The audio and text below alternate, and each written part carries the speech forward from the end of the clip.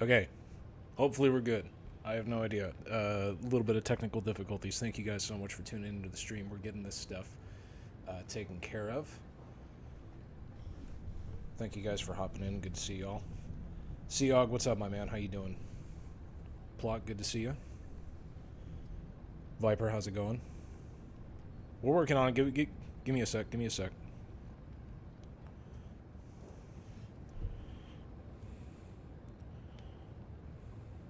I got a delay and all that stuff, so I gotta make sure we're doing good.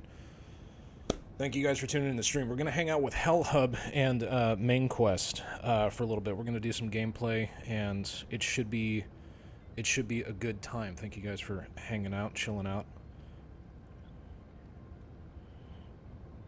We're gonna get this thing on the road.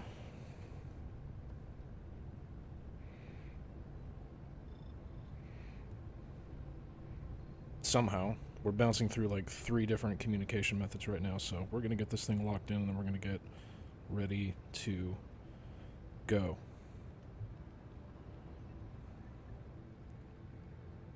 What do you guys think of the new Warbond? I like the new Warbond. I finally saved up enough super credits for this absolute beast. I've been using this the sweeper, trying to level that up, so that's been fun.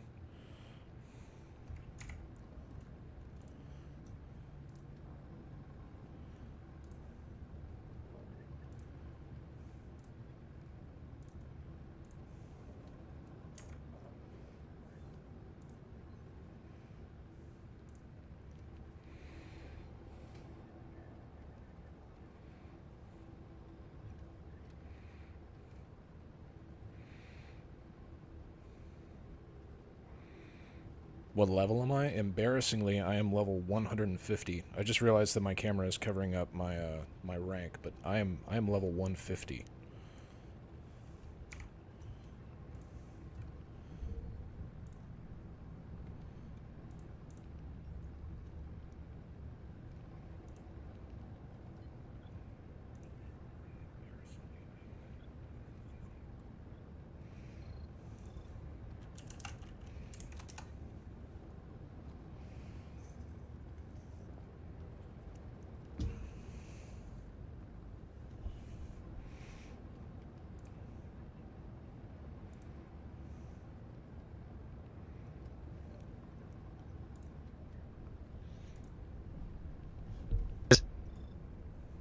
Hello.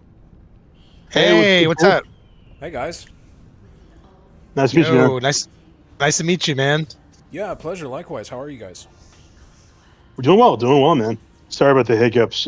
We are still kind of novices with streaming, so we're still getting everything a little bit set up together. But hey, no worries. I am too. It's been over 10 years since I streamed. The first time was Thursday with Plot, so I'm still like I'm trying to make sure that I'm not like accidentally doxing myself when every time I alt tab. So it'll either go perfectly or it will be really funny. That's my philosophy. So that's what I like. What up, Pimp and Scotty? We're gonna get started here very soon. Oh, hang on.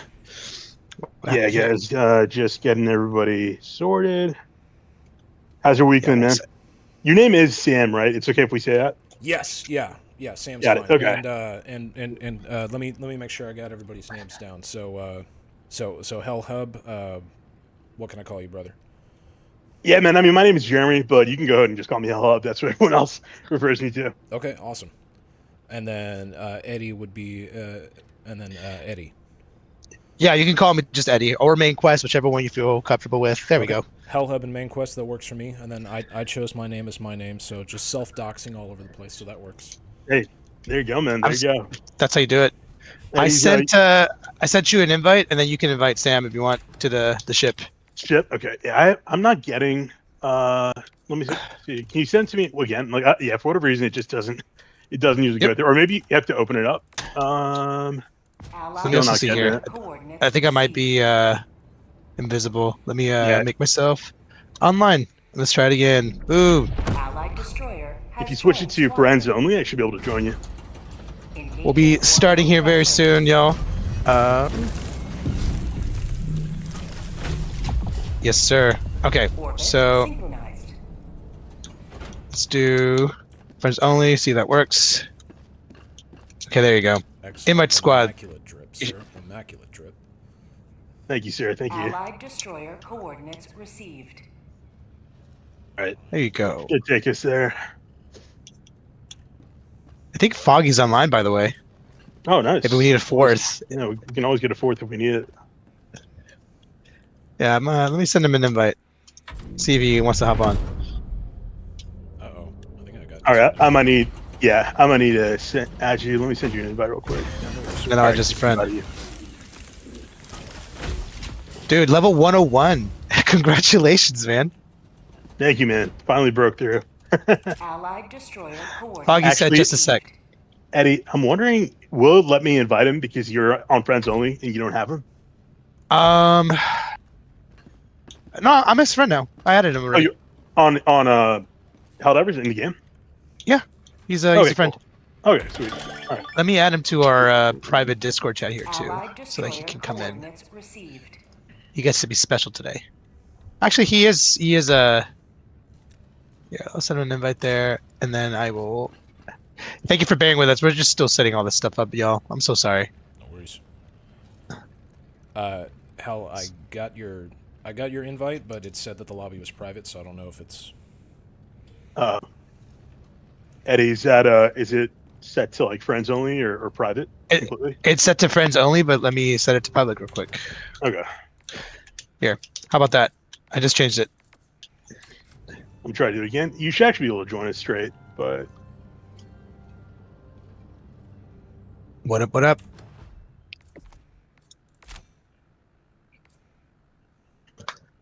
Foggy said that he'll be free soon. Just like let him know when you're ready. oh yeah. We could always pull people in through chat as well. Yep.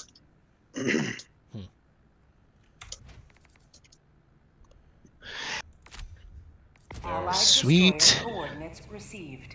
Awesome. What up, Hayden? What up, Pimp Scotty? Look at you guys. Allied destroyer has joined squadron. Man, Sam, you're making me self-conscious. Level 150. Orbital thrusters. Oh my god, dude! Okay, being 150 makes me self-conscious. Like, come on. Like, I really have not. I don't have anything better to do. Clearly. Hey, dude, you definitely do. I just went through the whole day. I was like going through all your content again, and I was like really, really impressed. Like, Oh, cheers, man. I don't know how you're able to balance the time between playing and doing that. To be fair, though, like I have been using this as a comfort game, so half the time I'm like chilling on the lower levels. I've actually started. Yeah. I've started playing with more. Like I cranked hard on like difficult. Like I sweat at this game. But once I hit 150, I was like, I think maybe I should like play the game to have fun. I'm gonna try that. I'm gonna try that for a second. So that's what I've been doing recently. Yeah. When did you start playing? Was it like around launch or? It was probably a couple of months after launch. Actually, okay. Yeah. Because your first Alright, fine. episode came out in like November, right, of 2024. Yeah, it came out in November of 2024. So I think the game came out in February, and I probably picked it up around like March or April. Nice. And yeah, didn't really have any plans to like make anything out of it, but I remember playing the game for the first time. I was like, dude, this is the game that I wanted as a kid. Like I was waiting for somebody to make a game like this. This is fantastic. That's exactly how I felt then when it first came out. Yep. I'm trying to remember what was my first stream interaction. right now is kind of frozen. Do you have it like live streaming in game? Yeah, It is okay. it's for me, I'm watching the stream right now. It looks fine. really okay. Maybe I got to reset my Twitch then. So I already had a mission going, but I figured I would just start a new one between us. So why don't we yeah. just start this? Destroy Commando, spread democracy, and do you guys want to do acquisition? Rapid acquisition Amen. level 10? Let's do whatever Wilkin, whatever. Oh yeah, Chris wants, man. you're the guest. You're the Tim guest wants, here, yeah. dude. Okay, You get to choose. I'm down for a good time.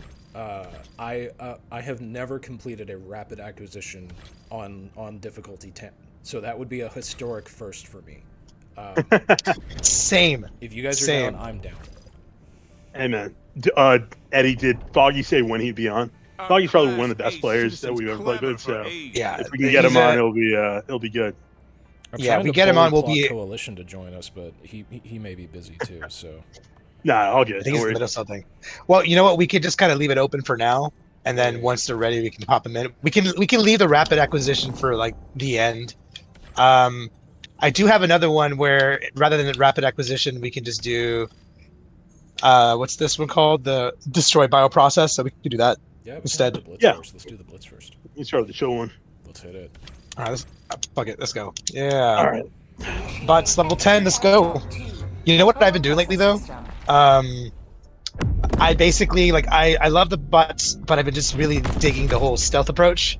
So I've been just hopping into random matches and just doing my best to. I break off from the group and just try to be as stealthy as I possibly can, take out all the bases and stuff with this armor. And I'm not that good yet, but I love being like the spy of the team. It's so much fun. That's dope. The Cypher armor is a game changer for sure. Absolutely. But for this though, we have to move quick here. I was happy what they did with the Hey, stealth welcome. changes. That's good that they seem to actually like stick around this time. That's good.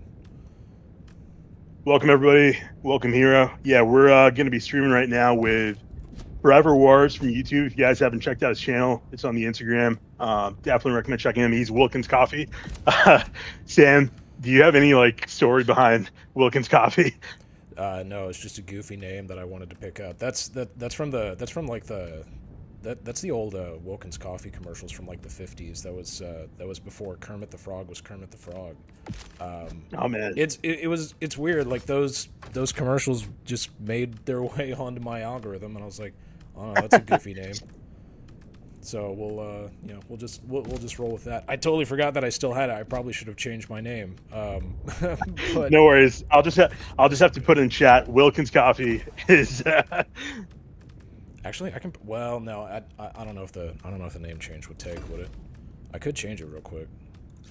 You might be able to. I'm not sure if you'll have to reset it. I know mine. I was able to do it, but Let me just change that real quick. are you playing on PC? Oh, or- dude. Yeah. Foggy's here. Hey, Foggy, what's good, man? Let's go. We'll Did see you want to what add him to change. Yeah, there the we stream chat as well? He's already in here. He's in here. Okay, sweet. Yeah, so I sent him an invite. Foggy, if you can hear me, you're invited. We might be having a fourth y'all. Excellent. Let's see here. You know what? Since this is a quick mission, maybe I should take smoke. I think guess I this is can the do- first time I've played with like a proper 4 squad.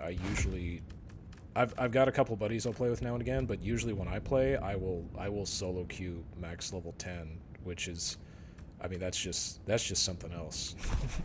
Oh, dude. Bro, get out of here. No wonder you're level 150, man. Oh dear. You're nuts. Dude, that's awesome, though. Let's see here. If you want stealth, what are you without it? Exactly. All right, let's see here. I say what we could do. You wanted to wait. Do you guys just want to get started now and then wait for? Yeah, let's go and get started. We got the stream. People are joining in. So All right, let's do Hey, it. hold Let's on. do it. Whoa, Yeah. whoa, whoa, I got it. Oh. Hold on. I noticed something. Hold on.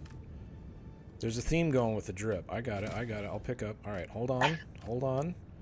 you gotta join the hoods. I gotta join it, man. I gotta join it. I don't have the other hood. I do have this hood, though. All right. There we go. There you go, man. There we go. There it is. There we When go. that helmet came out, dude, I couldn't choose anything else. It's a good one, man. It's a good one. All right, Sam, man. Yeah, you want to introduce yourself a little bit? What you're about? Yeah, sure. My name is Sam. I go by Sam Filmmaker on YouTube. Y'all can find me under Helldivers Forever on Instagram and other social media. We're currently working on a original short series set in the Helldivers universe called Helldivers Forever. We just released our 4th episode on my channel, Sam Filmmaker. It's an anthology series that each episode follows a different squad, and they go through their combat situation. And I won't spoil any more than that. Y'all should go check it out. And I'm excited to be hanging out with you guys. I really appreciate the invite. Glad we can make this happen. Heck yeah. No, dude. Thank you so much for coming on board. I'm curious. Like, what gave you the idea to start this anthology series? I mean, I guess the question there is like, you're Sam the filmmaker, right? So I'm assuming you make a lot of films and stuff. So I'm curious, like, how'd you get started? In terms of filmmaking itself, that's something that I've had an interest in that ever since I was a kid. that got explored through just taking the family camera and just doing small stuff with that. As a teenager, I made a lot of like stop action films with like Lego figures and stuff, and then that slowly moved into 3D animation. There just was a lot more accessibility with that. It's around 2011 the Source Filmmaker came out, Valve's animation tool, and that opened up a whole world of possibilities. So now, being as old as I am, trying to figure out what it would look like to take filmmaking seriously. The Helldivers series is an experiment on that, in building teams, working with animators and semi to actual professional voice actors to some capacity. So we're just trying to figure it out. As far as an actual inspiration, I mean, the simple answer was, the more I played the game, the more I realized that there was a lot more narrative potential than most people were letting on.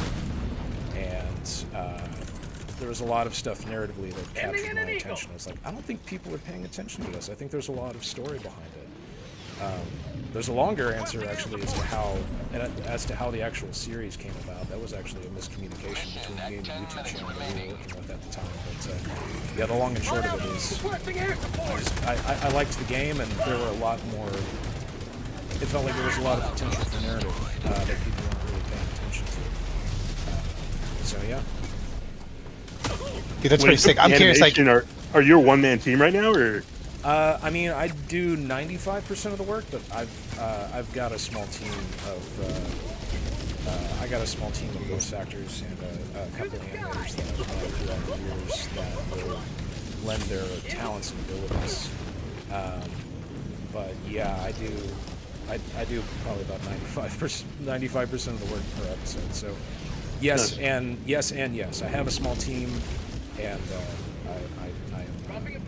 I'm the prime mover, for better or worse, on a lot of these episodes. good way to say it. I'm sort of curious, because I get this question a lot for other different things. When you want to get something started like that, like say like a movie or a project, or you get really inspired to do it, what would you say is like the first thing that you did? Like if you had to like number it, because I'm sure it's a lot of things at the same time that you sort of did, probably like reaching out to voice actors, writing the story, but for you particularly, was there like one thing that you wrote down, like, all right, this is how I get started, and you did that, and that started it? I'm still figuring out how to get started. For me, I would have to say that if I don't have a script, well, then there's nothing to get started with. So I do have to make sure that I have an idea in place, and it's rare, but I try not to approach anybody until I have like actual action that I can demonstrate. So if I have a completed script, I'm trying to like, so for episode 1 and 2, when I approached voice actors and everything, I actually had something to pitch. I actually had, hey, here's the script, here's the blocked out session, here's what I've done so far, here's exactly how I think you can pitch in on the episode itself. Do you want to join? So, if I recall correctly, your question was, how do I get started on that? I have to have some kind of an idea, some kind of script that I want to write first, and then we go in and pitch to the people that we need as fit. A benefit to that is I usually find people that are more willing, because they're able to see that this isn't just some. I don't know about you guys. I've been approached before by somebody that like has an idea, but they've never actualized on something before, and you're like, I feel like I'm taking a risk by signing myself to you, man. Oh yeah, all the time, dude. But if you have something like actually tangible, like a script and blocking and stuff like that, then it's a lot easier for people to jump on board. Not to deviate from the conversation, what are we supposed to destroy here? Is it The this building over bioprocessors. here? I think it's all the bioprocessors. Because Yeah, I all threw a the laser in bioprocessors. here. Let me see. Okay, you didn't kill Hey, it. what's good? Die. What's good, Light Lounge? Welcome to chat. Oh shit! Ah. There we go. By the All way, right, you I guys should brought you long guys should voice. make this like the hot ones of like Helldivers, like just interview questions on difficulty 10. No, what we should do is we should basically start at level like 5 and progressively make it worse. Yes, Kind there of you thing. go, there you go. That's actually not a bad idea, man. You'll be our test. Okay, come. Happy to be a guinea pig. Come on. 500k. Watch out there. Watch out there, man. I'll move out of the way. I think you're good. But Oh, look at that. dude, Out of the way. That's crazy. Woo! I told you to get out of the way, and honest. Die. Oh, I totally forgot. We got Eagle Storm active right now, so Let's go. did we really? watch out for friendly fire. All right, we got 5 minutes left. All right. Yeah. I don't think I'm doing this mission right. What am I missing? Yeah, I thought we were doing Blitz, so I brought like super heavy armor. So I'm just kind of slogging around right now. Nice. All right, we got. Okay, so I'm gonna go to the farthest one, I guess. And I'm gonna try and drop like 1 or 2 500 kgs in there. See if that does it.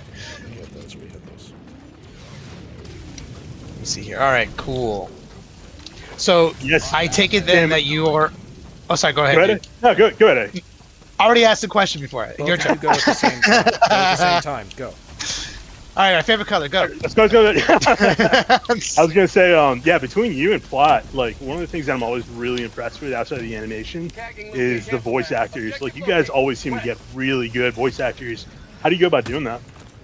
I go by demo reels. I don't really do auditions or anything like that. Mostly because we're not really big enough to justify that. A lot of my roles have been like, I need John Smith military recruit, so I'm looking for somebody that can do this more often than just get a character.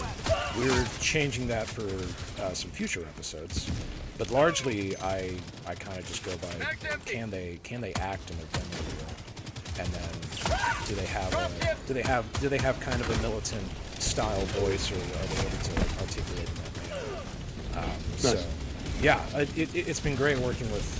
It's been great working with all of them. Oh, that is in fact a short. That is. I don't Yeah, we indeed. gotta just keep. I will be right back to your question. Give me 1 second. Oh wow. You're good, man. You're good. This happens a lot. No, see, now comes the time for the rapid fire questions, Jeremy. Here we go. Okay, so Oh, fuck. when it comes to I am out of stims. Welcome to chat, Silver Girl. Man, you got to get back in. The game's Yeah, dude, you're changed missing a lot. I'm gonna throw a resupply. Silver, there's a whole bunch of cool stuff coming soon too, so it's the perfect time to get in. Like people are just anticipating. Oh shit! Ah! Yeah, just a little bit, I guess, Sam, because you haven't really met us too much, but like just a little bit about us. Like Eddie's, he's like a COD dev in his full-time job, and then one of the things that he has is coming out soon that we're working on is like a podcast with all basically the Helldiver devs. So he's got like a lot of insight into what's coming up. Some really exciting stuff. That's awesome. You said he was a what dev? Call of Duty dev. Yeah. Oh, So I work on Call of Duty. Awesome. Yeah, I come from the video game industry, so I know. I wouldn't say like I know quite a bit because I feel like the industry is so large that everybody knows a lot about a lot of stuff. But part of my passion has always been, with everything that I do, I've always been a proponent that there's so much work that goes into so many things, and there's not enough time to give credit to everybody. I think about movies, for example, right? You're a film guy. So no shade against directors by any means because they put in all the work. But generally speaking, whenever I see a movie, the people that get the most credit, producer, maybe a writer, maybe the director, and the actors. But I feel like there's so many people that like do stuff in it.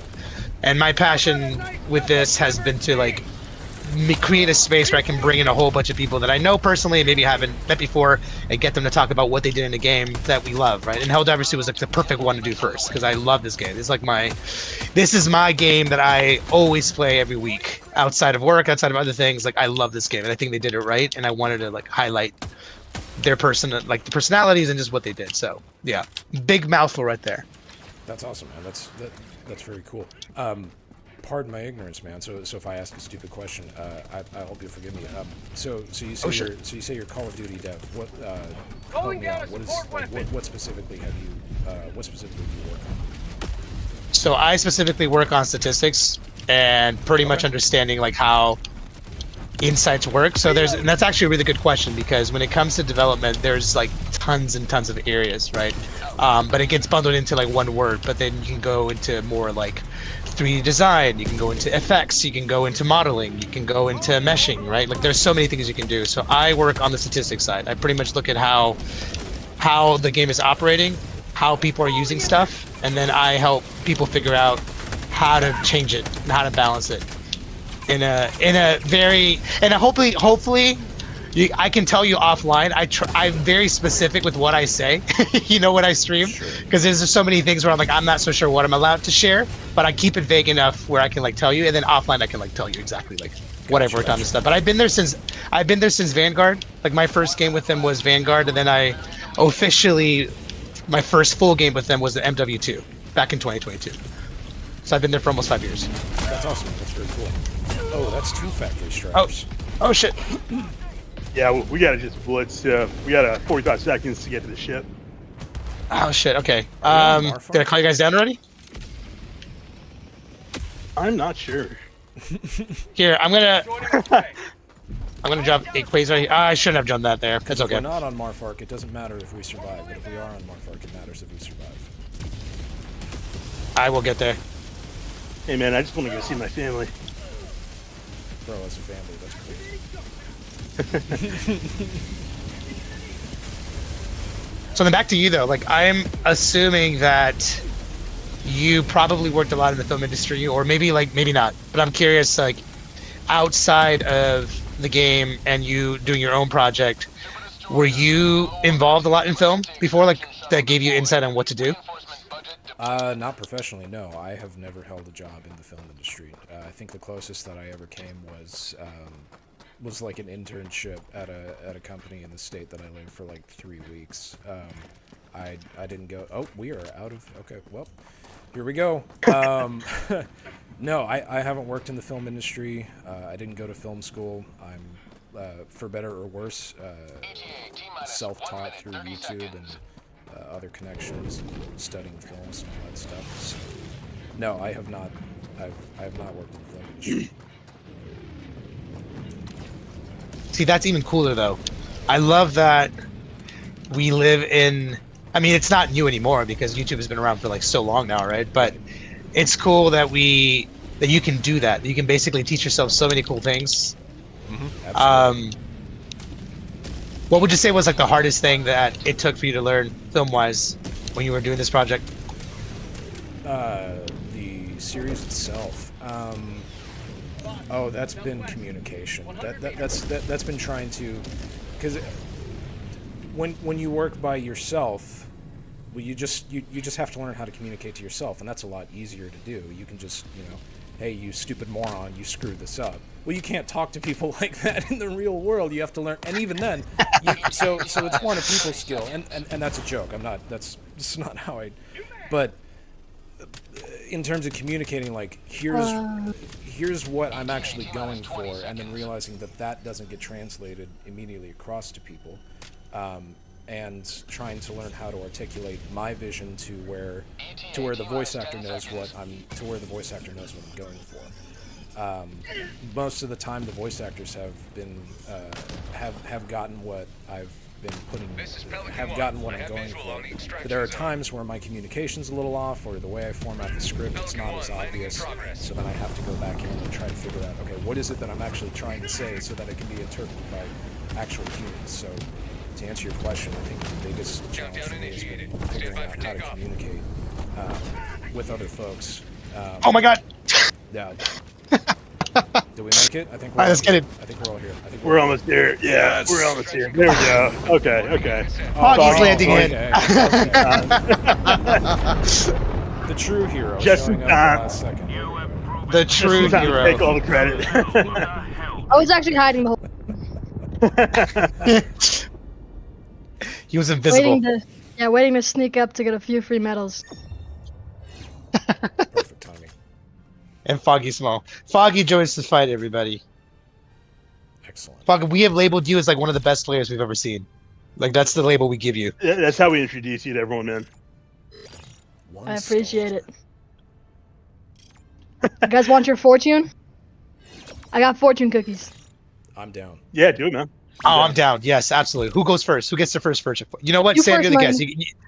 No, Sam. Sam goes first. Sam goes first. All right, Mr. Sandwich, let's go. Let's do it.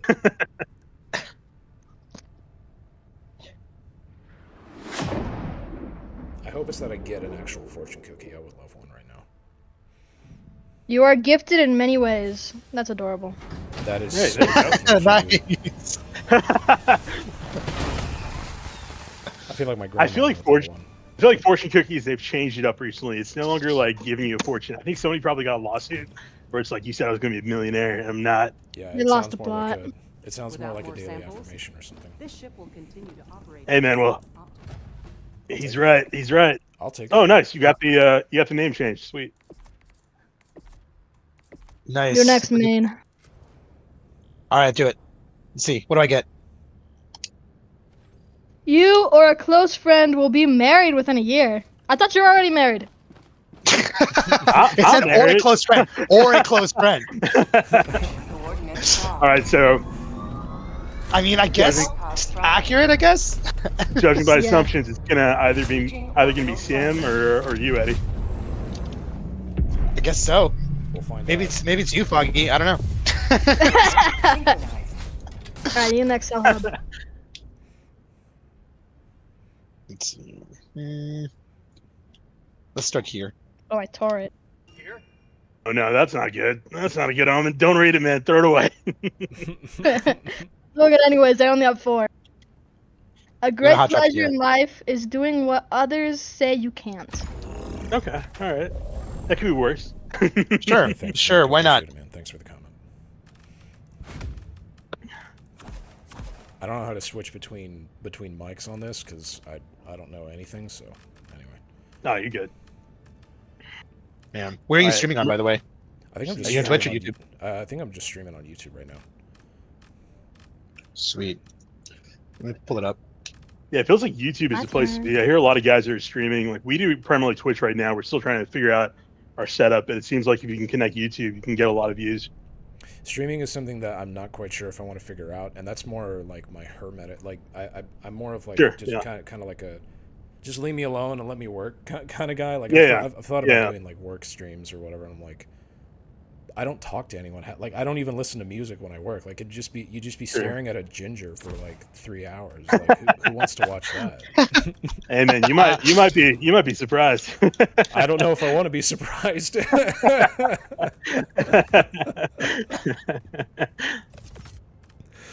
Oh man. All right, let's see. Which one can I take? That would be good. I always forget which one's a good one to take. 120 is fine. Let's do that. All right, I'm gonna go full stealth mode on this. I'm gonna try. We will try and do monitor this. your progress with great interest.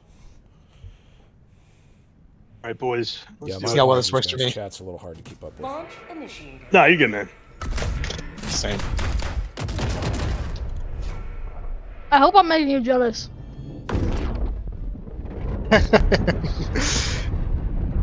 Yeah, so Sam, I Definitely noticed with the episodes you have coming out, like initially it was like 3 minutes, then you started going closer to 10 minutes.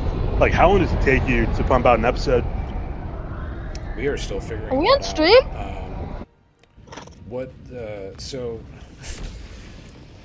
yeah, that's something we're still figuring out. So this whole series has been an experiment as to what we can and can't do. So episode 2 took the longest because we had one guy animate the entire 2-minute episode. He's a total badass. CGI Joe on YouTube animated every single character in every shot of episode 2. As a downside, that took a lot longer than we were expecting, but it gave us time to experiment with other tools. So we have other tools that are helping us speed the process up. So we're probably like episode 2 probably took like 9 months to make.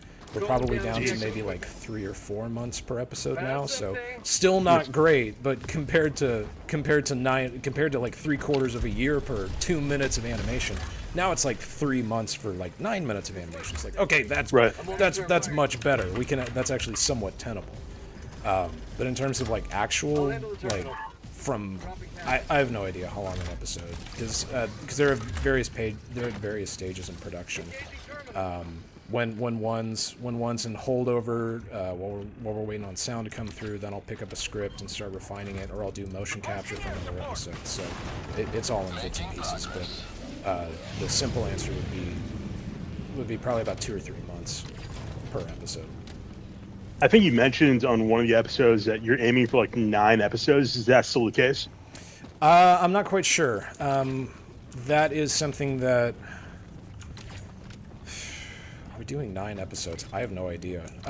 We do have episode 5 and 6 locked in production, so those are actively being worked on.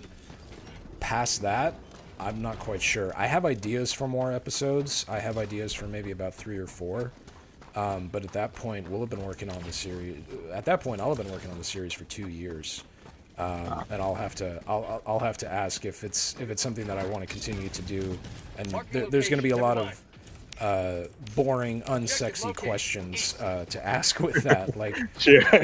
like is it practical? Is it making money? Are we able to pay people? Are we able to continue to pay people? Oh, whoa. So the long answer is there's a long answer, and the short answer is I'm not sure. There's details that have to be worked out when it comes to that. But we do have 2 more episodes coming. Eddie, real quick, we do have a bot in the chat. Yeah, I just saw it. One second, Yeah. let me ban this guy. How well do you know Plot? Have you guys worked together before? Or? We've worked. No, we met through. We met through the series. I Nice. started paying attention to him when he was releasing his trailers on his channel, and so we don't know each other super well. We've been chatting offline for a few months now. So we did a stream together on Thursday. That was the first time that we had officially met, and it was a great chat. We planned for we went a couple hours just going over each other's episodes, and it was a lot of fun. So we've done a little bit of work with each other. He did some small voice acting for me in episode 4, and we boost each other's content and all that. So yeah, it was a lot of fun hanging with him. I like him. I'm really excited to see what his series is going to be like. The Warbonds have been difficult for me to try to figure out what to do with, animation wise, but he seems up to the challenge, so I'm really excited to see what he does. I think Plot's he's self-taught as well, right? He may be. I don't know as well. I think that he does. I think he's an editor. He's a film editor. Is that what he is? You might be right. Yeah. Okay. I think I vaguely remember him telling us in one of the streams that he edits for film, but obviously like editing, I'm not sure like to what extent, but yeah, I think he's worked before in some capacity. Sorry, not to interrupt. No, that's all right. Yeah, I hadn't known if I had suspected he was. I had heard him a few times in stream say that he was like a post supervisor or something like that. And we talked about that a little bit. He didn't mention any of his specific job, but he did mention that a lot of his real world film experience is translated into working in Unreal Engine.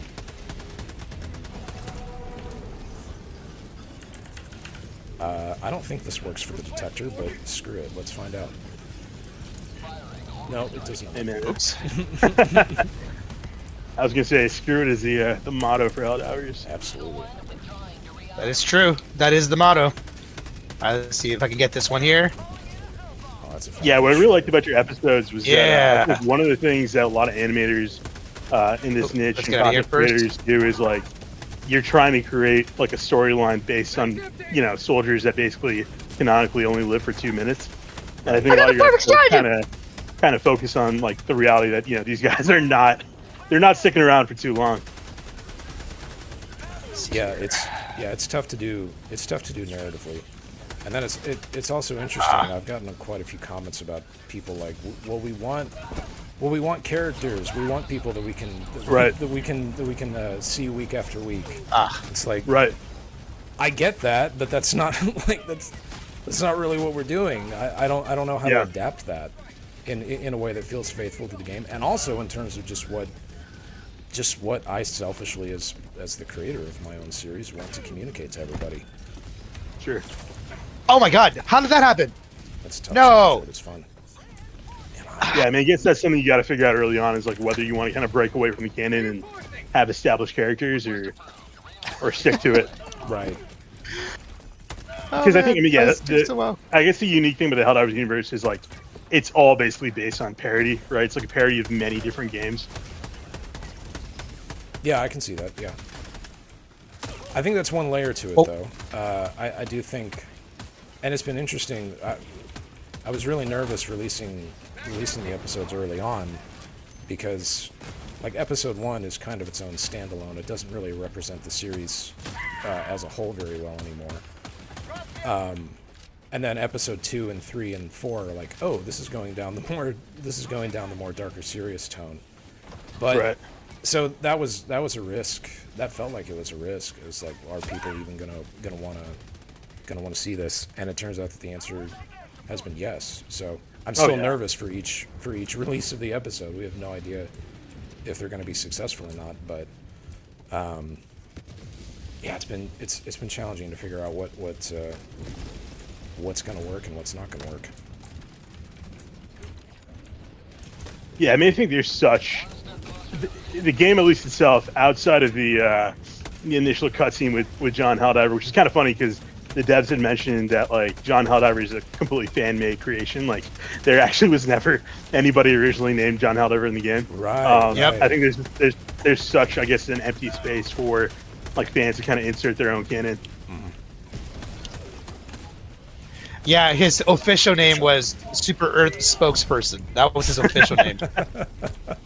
And they, oh shit! Oh my god! Run! Ah! Come on, John!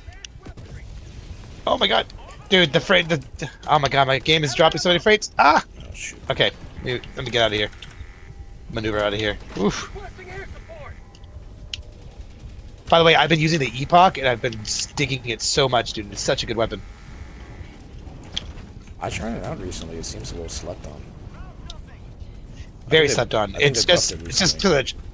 because of the charge time. Wait, I got rid of it. Hang on a second. I shot it. What is this? Come on. I know I did it. Youch. That might have been my bad. Sorry about that. Hang on. I didn't see that, Diego. You know what? I'm mad. Take that.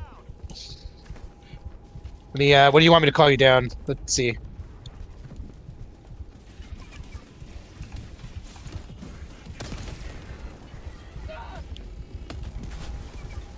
Yeah, it's always funny when we do interviews with content creators, like on a level 10, because there's just few segments where everyone's just trying to focus on making it through. Yeah, I'm torn. I'm torn between answering the good questions and then also being like, "Hey, where the hell am I? Where the hell is anyone?" Let me shoot you. Ah, come on. I'm curious about Actually- something. What do you guys think about this? What do you guys think about this whole Sony movie that's coming out? What do you guys think about that?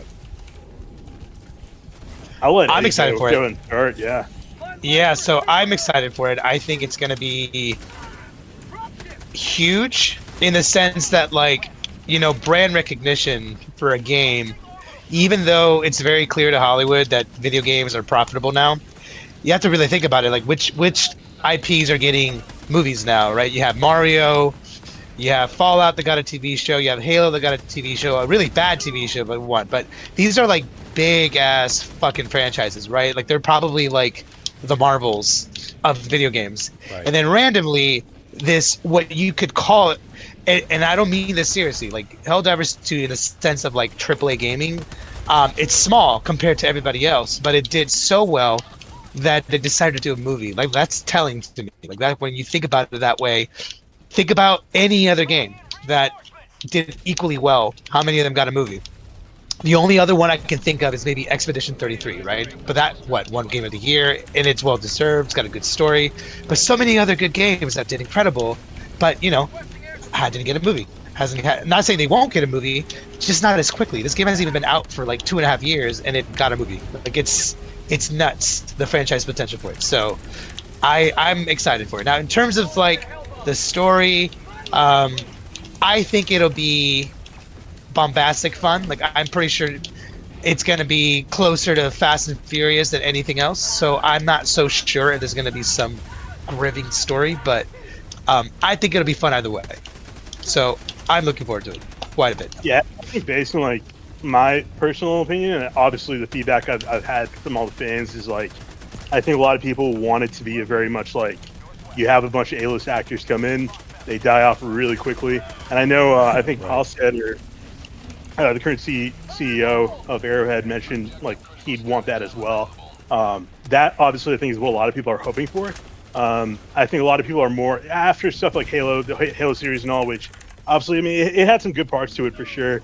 I think a lot of people are just worried about like the movie, I guess, digressing too much from the way the actual canonical universe is set up. So I think, I'm hoping that the way it's set up is very much like tongue-in-cheek, very much like there's no necessary like quote-unquote hero, and you've got a lot of people coming in. Obviously, they mentioned Momoa being the main actor, so I am curious to see how they're going to play that. But yeah, as far as how it goes, I think the main thing for me is like I'm hoping the guys that are directing it, whoever the guy is, the guy who directed Fast and Furious, that, like, yeah, they get some time to play the game, understand, I guess, the whole culture behind it, and ride that. But it seems like Sony, at least, obviously with the success of the game, are trying to take as much advantage of it as possible. Oh yeah, and I think it's hard to say where and which direction it's going to go, but I think the fact that it's getting a movie period is such a cool thing, because I have so many favorite games, and I don't think any of them, other than like Halo and Fallout, have gotten anything from Hollywood. And now Helldivers 2. It's pretty fucking dope. But what about you, Sam? Curious, what do you think? I'm hoping that it's good. I'm a bit more pessimistic in my approach, but I'm hoping they do a good job. I'm not quite sure what to think of it. I've been trying to think like what they could actually do. I've been trying to think of what story they could tell, because it's a tough game. Like, it's a rated M game, so if you translate it 1-to-1, it's gonna be a rated R movie, and that if you do a rated R movie, that's gonna cripple some of your audience. If you do a PG-13, you open up more of your audience, but that's gonna that might come across as like, okay, well, what did they like? Are they skimping on the violence? Are they making it more family? Like what are they doing here? So there was a time. Right, exactly. There was a time where I was like, I don't think they actually can, but it looks like they are. So I'm really curious to see what it is that they actually do with it. And I think well, damn, I got blasted. I think I'm going to hold off on my judgment until they come out with a trailer or something like that. That's actually a pretty fair assessment. Actually, pivoting away from this, like, for 1 second, you all know how they're making a BioShock show, right? Like, Netflix is making one. Yeah, so they got the rights for it a couple years ago, and they finally greenlit it last year. So they've been working on it. I believe they haven't started shooting it yet, but they've been writing it, and they seem to be pretty serious about it. So that, for example, right? That's an interesting case study in, like, what do you do with something like BioShock, where, Sam, I'm assuming you played it, maybe you didn't, but have you played BioShock? I have not played BioShock. You haven't played BioShock. Okay, well, I'm the worst gamer in the world. There are so many major IPs that I have not played. Oh no, I wouldn't call that the worst game in the world. Trust me, I haven't played every single game at all. But you can't play every single game. But I think you probably heard the hype, though, right? Like when, like, growing up or playing while you were a gamer, you probably heard it mentioned. Oh yeah, everyone in my right? family. Yeah, everyone in my family played BioShock and stuff. Just for whatever reason, I just didn't play it. But yeah, I'm sure the hype is well deserved. It just escaped my radar for some reason. Well, here's the thing where I was trying to get at with it. The hype of it is the fact that the story is really good, very engaging. The world that they built around that video game is amazing. Like, it's so unique, especially for its time. It's just something that you hadn't seen before. However, the story was told from a perspective of an unknown protagonist. Like, even though the protagonist has a name, he's silent. He doesn't have any dialogue. He's essentially you. You play as a protagonist. Right, exactly. So the question that people have right now with the show that they're making about this acclaimed video game is, it was told to the perspective of an unspoken protagonist, which is you. How do you translate that to an actor now? Like, there has to be an actor that has to portray that if it were to follow the game's story. So then the question becomes, is it going to follow the game's story, or is it going to be maybe a prequel, right? That talks about how that world was created and stuff. So as a filmmaker, what are your thoughts revolving that? Like, if you were tasked with adapting a story, especially a story that was beloved by everybody, and the story was around a guy that you never basically meet, that you just never hear, would you choose to like cast an actor and give them a personality, or would you choose to revolve the story around something else? Like, I'm curious what you would do. Oh my goodness. That's a question. That's a deep one. I'm sorry. No, that's fine. Your answer will determine how long this interview goes. I would double it and give it to the next director. I don't know. I mean, that's You won't pass it down. Yeah, exactly. That's a fun thing to think about. But my gut reaction was like, good God. Like the weight of, okay, so I can give a micro example. So Plot Coalition is doing the Warbonds, right? And I'm excited because I think that's a fun narrative challenge for him. I don't know how to handle the Warbonds because half of them are cultural references that I don't get. I've never played Killzone. I played the first Halo and then a bunch of Halo 3 multiplayer growing up. I don't know what the Helljumpers mean to people. I don't know what Killzone means to people. I don't understand these cultural references. So to me, it feels like the same problem that people have with the director of the actual Helldivers movie having not played the game. It feels like I would put myself in the same problem of trying to adapt Killzone or trying to adapt the ODST. Oh my god! Oh my god! ones. Oh my god! I just don't know what they mean to people. So for me to take on the mantle of trying to adapt BioShock, like to me, it's like, I don't know, man. That seems like a higher risk, maybe high reward challenge. I don't know. I would have to think about that. So here's one cool thing. When we filmed the podcast, when we were like coming up with MainQuest, we filmed the pilot about a year ago before we actually did Helldivers 2, and we brought on one of my good friends, Mike Salmon. He's like video game legend. He's worked on so many video game titles. Like he worked at EA, just so many things, and he worked on BioShock. Like he was one of the consultants on it, and he helped. Shit, I'm forgetting the name of the studio. Oh my god, he's gonna be mad at me. Damn it, start with an R. Whatever. The studio that made BioShock, he basically consulted and helped them come up with the story and all that. So I talked to him about it. I said, hey, what do you want to see in the show? Because I know that you have a lot of stake in this. You helped create the story. And he leaned in more towards the idea of he would love to see the show be about, basically be a prequel. Because he had the same sentiment that you did in a sense. He basically was saying, how do you adapt the story? Like everyone has played this game. At least most gamers have played this game, and this game is beloved. You run that risk. Like, how do you recreate the story that everybody knows, everybody's experienced it? Who do you cast? Like, who do you give this mantle to be able to tell the story? And he more or less said, like, the safer bet is to do a prequel about how the city was built, right? The city underwater, and focus it on, like, Andrew Ryan, all these other characters. That's the safer bet, but it's also, if you do it right, could be very interesting, almost like an Andor, right? Everybody knows about the Death Star. I'm actually, on that note, have you seen Andor? I'm curious. I think I watched the first couple of episodes. I am ashamed to admit it did not quite hold my attention. That's fair. Are you a Star Wars fan? I was, then they made episodes 7, 8, and 9. And that is oh, dude, I hate I'm a huge Star Wars fan, and I hate the new movies. 7 is okay. I would say as a relaunch for Force Awakens, not bad. When you rewatch it doesn't hold up as well. 7's great. It's fun.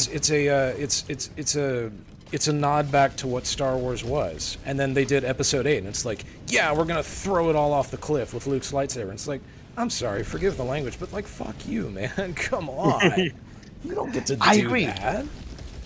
Yeah, and they ruined it for me in a sense, right? But like a lot of people in our age group that watched Andor, the sentiment is that Andor is not only a great Star Wars show, it's a great show, period, right? It's a show about tyranny, right? It's a show about how dictatorships are formed.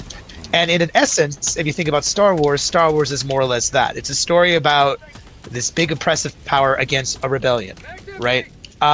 So then the question there becomes, when it comes to adapting a good video game, how do you get to the essence of what it is, right? What is that generic, down to the core thing that it's trying to say, right? And if you can create a story, regardless of the character, that basically engulfs that, then there's a big chance of success. So to me, all of this to say, I'm trying to kind of bring it back in, like tie it home. Sure. What is the core element that Helldivers is trying to say, right? Because we are discussing what kind of story would be beneficial and good for people to watch as a Helldivers movie. What is the overall story that Helldivers is about? And I want Jeremy to answer that first, though. I want HELLHUB to give his opinion before Sam gives his, because he's the expert. Sam is the expert. So, Jeremy, what do you think? What's the story Yeah, here? man. I think it's I don't know, man. I think it's like, I mean, I think there are two sides to it. I think on the, if you're playing devil's advocate, it's going to be the more political, like, I guess, you know, how does propaganda work, right? How does like a totalitarian regime motivate its, you know, its troops to fight for them? I think that's one aspect for sure. And then I think another aspect, if you want to look at more of the positive individualistic side of things, is, you know, I guess like the individual stories of the Helldivers of living under that kind of regime, at the same time dealing with objectively, you know, I guess evil kind of enemies around you. Like, how do you operate? How do you function under that? I know canonically in the story, right, there's, and I'm not sure how hard set this is in canon, but from what I've read up and seen, especially from Helldivers 1, was that like the Illuminate, right, the squids, they used to be peaceful. They came with like an agreement or a treaty with Super Earth. Super Earth tore it up, and then they were forced to basically become militaristic. And it's kind of similar with like the bugs and the bots. Cyborgs obviously were like slaves to Super Earth. They were mining, and then they kind of broke away. So there's definitely an argument to be made that initially there was some goodwill there that, you know, was not, I guess, utilized properly, and then they kind of turned evil. But I guess the good side, breaking away from the totalitarian part, would be like kind of as, I guess, a soldier stuck in the middle. What do you do, right? Like, do you fight to defend your home, knowing that you have these factions that are basically coming to eradicate you guys, or you know, what do you do? So I think it's kind of a mixture of that, of those two, like a balance of those two. I agree 100%.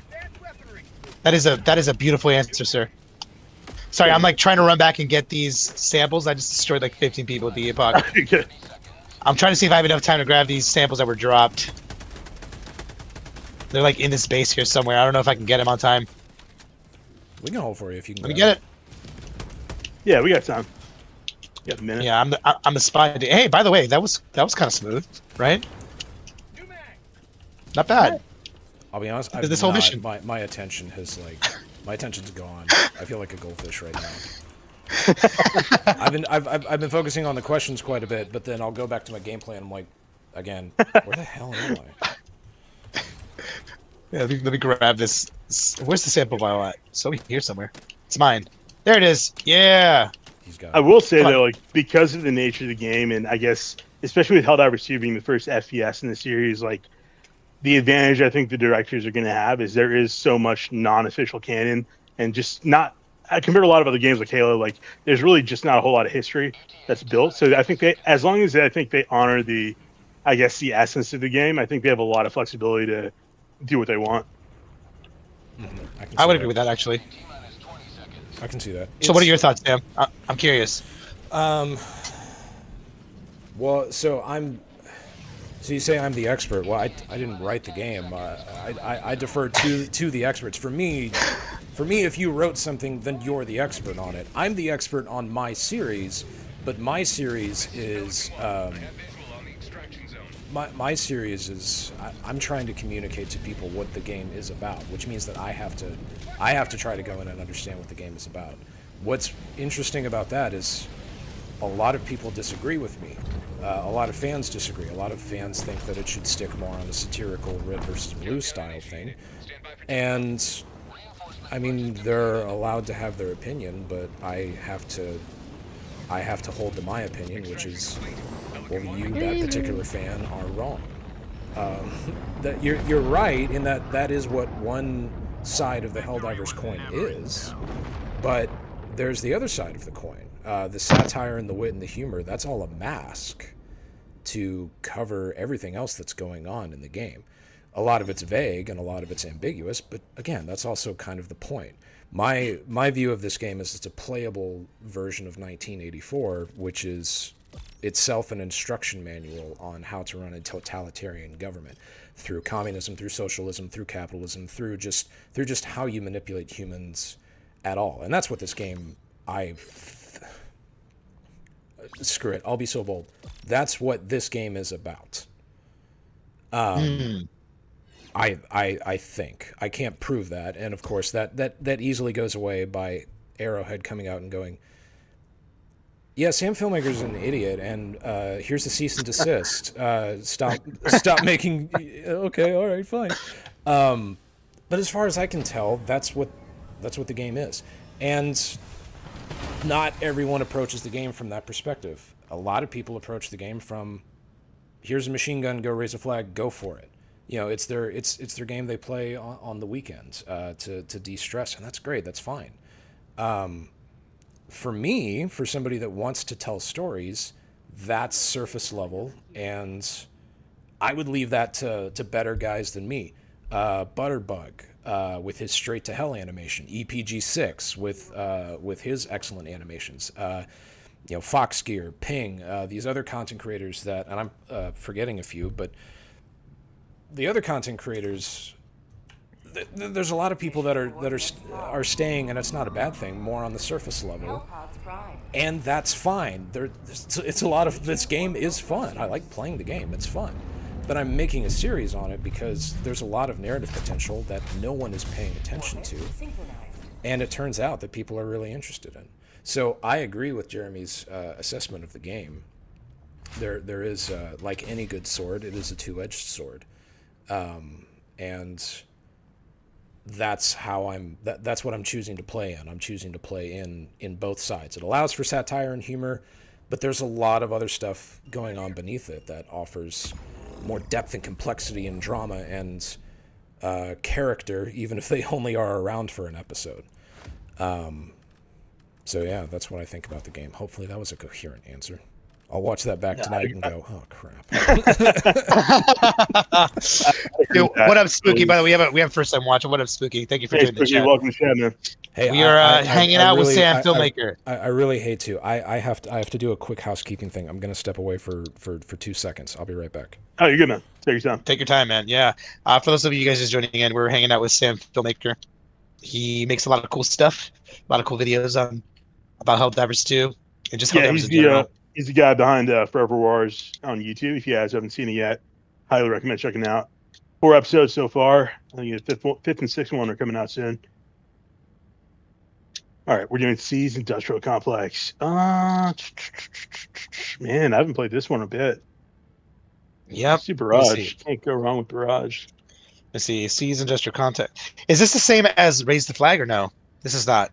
I think it might be. I think it might be, right? I mean, there's definitely one. There's 2 Raise the Flag objectives, and then I think there's one like you have to destroy the complex itself. Let's do this. Yeah, make sure to follow Sam as well on YouTube. Sam Filmmaker. He's doing a lot of cool stuff. Follow us too. We're gonna be having more content here very soon. Oh man, dude. Sam's pretty cool. I like it. Oh, Hayden's watching, dude. What up, Hayden? Hey, what's good, Hayden? In a minute. Let's see, dude. I've been really digging this. Like, this loadout. I've been running it for the past week, and I think I've settled on this thing. I really enjoy it. I'm doing Jetpack. I'm doing Epoch, Smoke Eagle Strikes, and then my 4th one is like a flex pick. I'll either do like the 120, the gaming chair. Maybe a turret. It kind of just depends on what I feel like that day. But with this stealth armor, dude, oh my god, it's so fucking good. It really is a game changer, man. The Cypher armor, like I know when ODSC came out, I was like really hopeful for it, but I think it's just too indecisive because the stealth is okay, and then a lot of the perks for that is about like not losing, I guess, your legs. Like you have whatever invincible legs. So like I was like, all right, you can't really do a lot, but with the Cypher armor, like as long as you aren't messing around, you can literally be like still close to these bots. I noticed that you take the walking barrage quite a bit. Do you like using I do. Yeah, I like it for the heavies. I think a lot of times I'll come up to I'll come up to a base or something, and my orbital laser obviously I've got 3 uses for it. But the walking barrage is unlimited, so it's really nice to just have that in your back pocket, just to clear out the way. And I think what I like about the walking barrage especially is that like a lot of times, right, when you throw the 380 down, everyone gets mad because you basically you've turned a no-go zone for like the next minute. With the walking, it's like you kind of have this area where you can still make movement while that heavy artillery is coming down.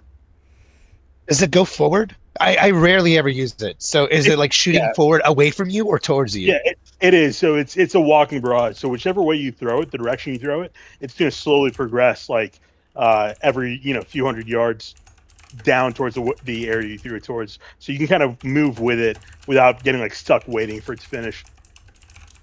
Oh, nice. I see. Hence the walking barrage. Got it. Exactly, yeah. I'm smart. I am a smart person. I figured that out by myself. Yeah, dude, I think that's one of the big things with Helldivers is like there's just so much stuff that's underutilized that you can kind of really create your own meta. I was thinking about that too. There seems to be a lot of slept on stuff, and there's part of me that's like, I don't know if the community, like, I think the community just kind of like, some of the community like just like needs to chill out and maybe like diversify a little bit more. Yeah, there's definitely a very vocal, sweaty minority in the community for sure.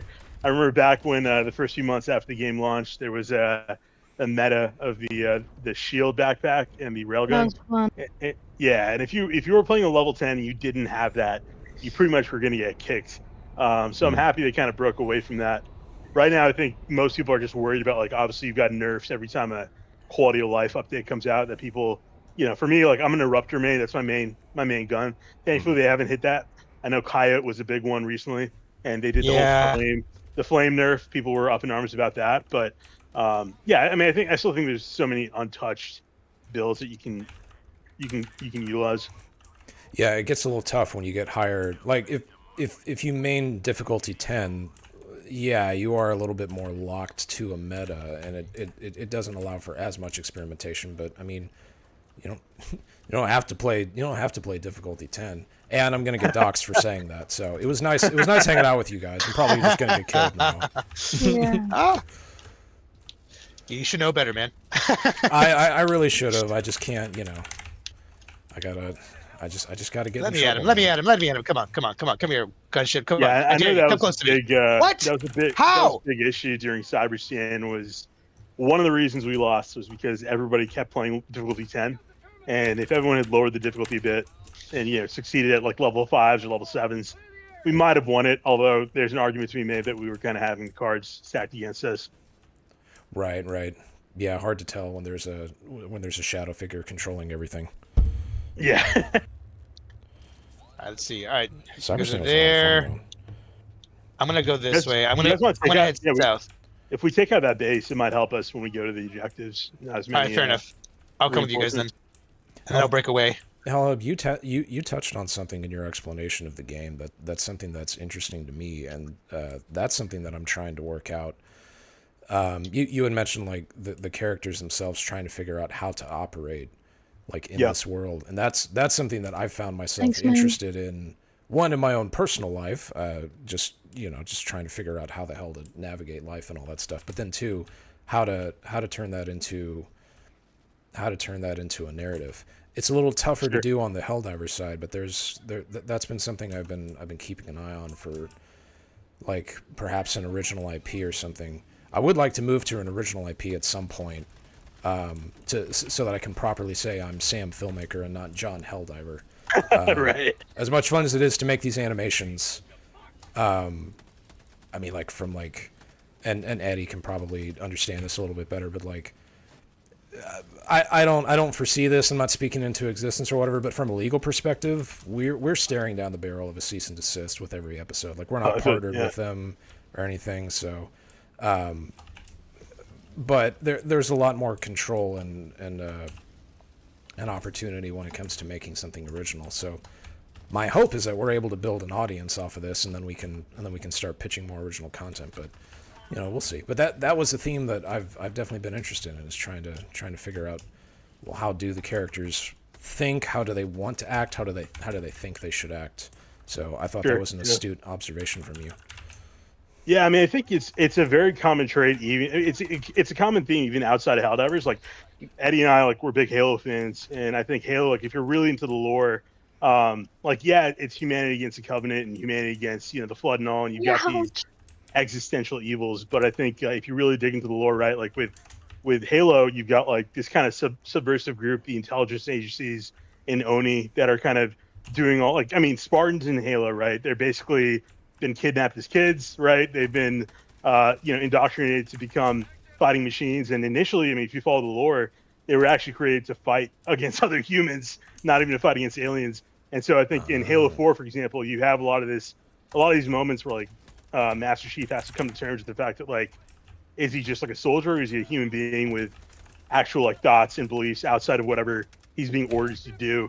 And I think that's a common trait in a lot of games, and not even just games. I think it really imitates reality, where you've got all these big wars and things happen, and people have to kind of, especially if you're like a soldier on the front lines, right? You got to kind of wrestle with this, like, okay, am I like, what am I doing here?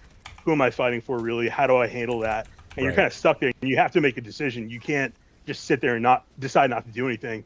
And so I think it's a common theme. It's definitely a complex one, and I know for me at least, like when I'm making like memes and stuff, like the way I look at it is like individualistically, you've got good people, and then as you, I guess, grow that macro out, I guess it becomes more of like a darker kind of regime that is that are fighting against each other. Sure, exactly. Well said, man. He's the hell of all hubs, I'll tell you that much. Yeah, I mean, hey man, I've been here since the launch. I think the community is really interesting because I think we have like a very I guess responsive fan base, and you've definitely got those guys that like, they're all truth enforcers, right? And so I think it's God, move, what are you doing? finding that balance where you're able to be objective and switch between those I guess those mentalities. Right. Oh Jesus, okay, hang on, wrong way. Don't go here. There's so much fucking activity here. All right, here, I'm gonna drop some smoke, give us some cover, move the other way. But yeah, Sam, talking about the IP and worrying about it, I think, yeah, I mean, I don't know how close you are with the devs at all. I know Arrowhead's been super chill. I actually, before I was HELLHUB, I was actually Helldivers Hub, and I did get a cease and desist from Sony, which actually shut down all my accounts. I had a page that was like at 200K at that point, and it got shut down. And it took me a couple of months to get back at it, but thankfully, like Arrowhead was really chill. They're like, hey, we're totally fine with you guys doing it. Sony finally said, hey, we'll give you it back as long as you, I guess, change your name from Helldivers Hub to HELLHUB. So that's kind of where I'm at right now. Just a heads up if you do come across anything. Gotcha. Yeah, we did have an interaction with the community manager, Mitch Miss. They saw the link of episode 4 that we posted, but otherwise we've flown under the radar, and as much as one wants to be appreciated for one's work, no matter how the appreciation comes, there are benefits to flying under the radar as well. So. Oh yeah, 100%. But yeah, by all accounts, Arrowhead seems to have been chill, and yeah, we're gonna keep going as long as we can, and it'll be fun. Yeah, man, I feel like as long as you can maintain like some level of relationship with the community managers or somebody who has like an inside connection, I think you should be okay. I think for me, it was just getting to the point where like, I mean, I was really fortunate where the algo, for whatever reason, like favored me and pushed me out. So for a couple of years, I was like bigger than the actual account, and so I think that caused. Yeah, that caused some issues, I think, with Sony. They were kind of worried that, I might take a little bit too much attention. They're like, that's a big no-no. Yeah. Who is this guy? Okay, that did not work. No, it did work. Did it work? I don't know what's happening anymore. Yeah, I'd hate to be Plot Coalition when the actual movie comes out. Although I'm really curious how the community is going to react to the movie. I have a sneaking suspicion that there is going to be some people that are going to be like, I don't know, man, Plot Coalition did it better. Yeah, I think that's the thing about this is like right now there's such a gap when it comes to a lot of this content because there's really no cutscenes in the game outside of what you're reading. And so I think people kind of are starting to get expectations based on like what you and Plot are making. and if it's too different from that, Where they are might you? get kind of frustrated. But I know Eddie, you're trying to get an interview with Justin Lin, right? Yeah, I'm working on it right now. Do it. If I can get that, I'll definitely let you guys know. I think it'll be You fun. gotta warn him about the community. Well, you know, not to toot my own horn. I mean, once the interviews are out, I think people will understand what my style is. Like, I'm not sure if you can tell, but I try my best to be positive. Like, I Yeah. think everyone has their own personality. People can be cynical, they can be critique, and all of it is good. I feel like there's always space for every kind of conversation. I'm more positive. Like, I like to highlight positive stuff. Even if I disagree with something, I will try and find a common ground. So, like, the one thing I think people want to hear from someone like Justin is, you know, he's made it clear that he's never played the game before. Um, and I think a lot of people want to hear about that. Whereas I'm not so sure if, like, say tomorrow I were to have that interview, that's not necessarily a direction I would take it. If the conversation didn't go that way, because I'm not a clickbaity kind of guy. Like, I don't want to piss people off for the sake of pissing people off. Also, the main reason why is, you know, working with video games too, you'd actually be surprised how many people don't play video games who are actually really good leaders at, you know, leading stuff. I won't say, I mean, I do feel like you need to play video games to be a good video game dev, but there are certain jobs that you can do where you don't need to, like, be a fan. You can respect it and understand it, right? Like, being a good director is very different from just like liking a video game. However, I will argue that a medium like video games does benefit you if you play the game. So that is to say, you know, like, I think for me, any kind of conversations that I have, I try my best to be constructive with it and be positive and entertaining and try to, you know, leave everybody feeling good and hopeful and inspired with it. I don't think I'd ever be the kind of guy who tries to, like, get a hit piece. Oh, you got that. Nice.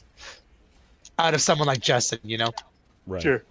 Plus, like, I'm kind of like a car guy. Like, out of games and other stuff that I do, my hobby is cars, and I love the Fast and Furious movies, dude. I'll be honest, it's like one of my guilty pleasures. Like, they're not good movies by any means, but they're so much fucking fun.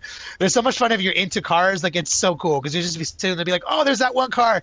I fucking love it, right? And I know so Right. many car guys that love those movies. And by no means are those movies Oscar worthy.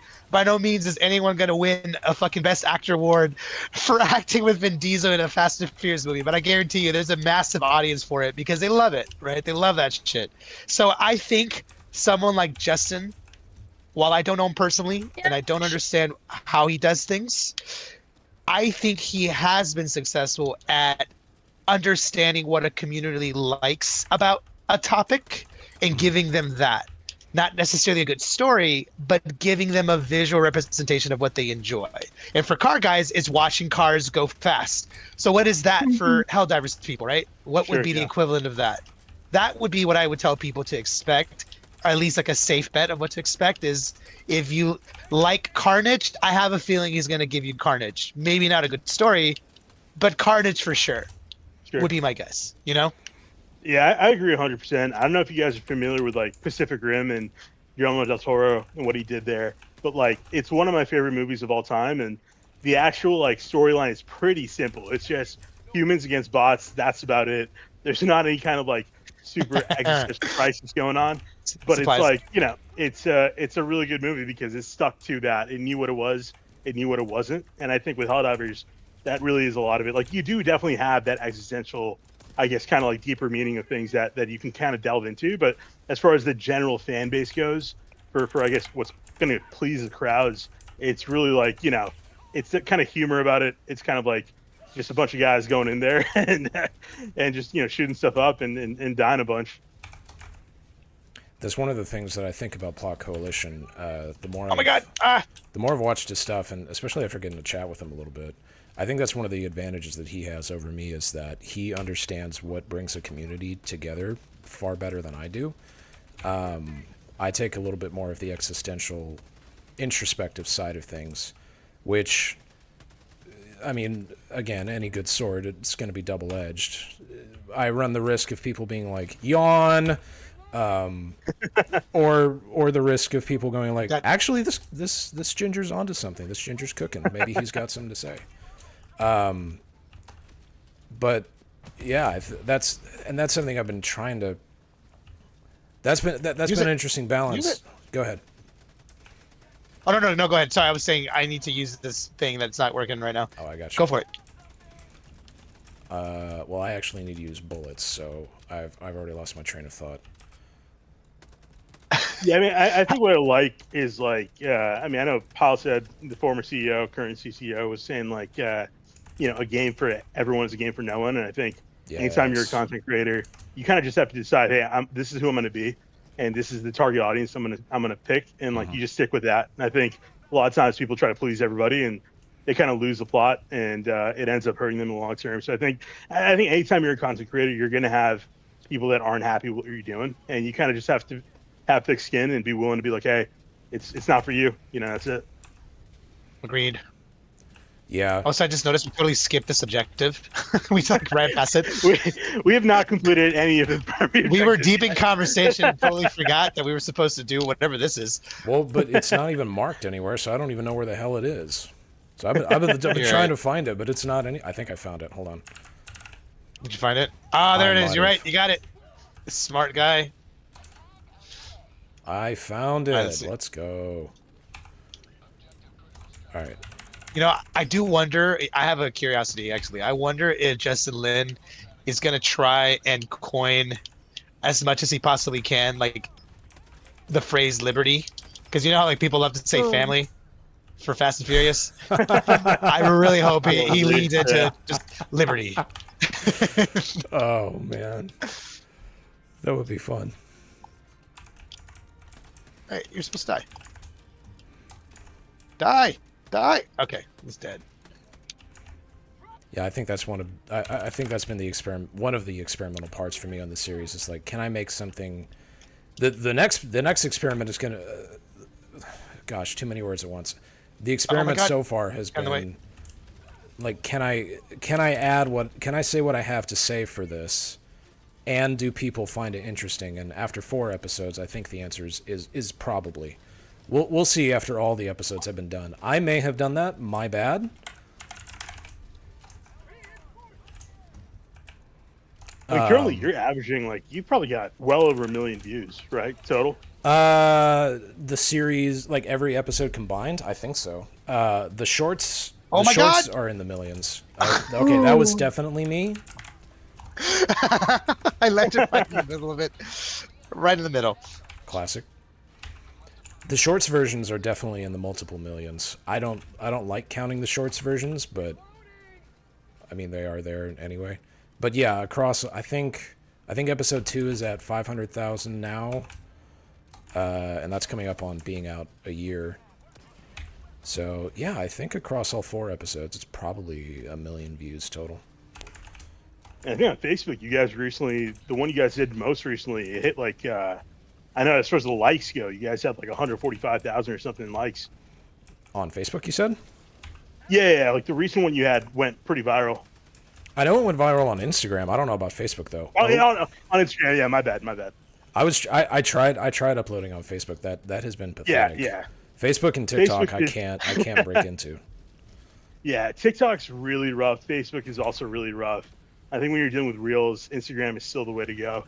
Yeah, I mean, And I think especially don't like, really care yeah. one way or the other because I don't make any money off of Instagram or TikTok or Facebook, so it's just All right, it's just marketing. But Down the Yeah, hatch. yeah. Thank you. Cheers. Yeah, TikTok is very much becoming pay to play. I know with what I've seen, at least Instagram, like for our demographics, and I'm pretty sure this is shared with most Helldiver accounts, is like 99% male, and it's like the age is between 20 and 40, which is also like a really unique demographic because a lot of people would expect it to be a lot younger. But I think a lot of those guys are going to be more on Instagram and YouTube than any other platform. yeah, I think so as well.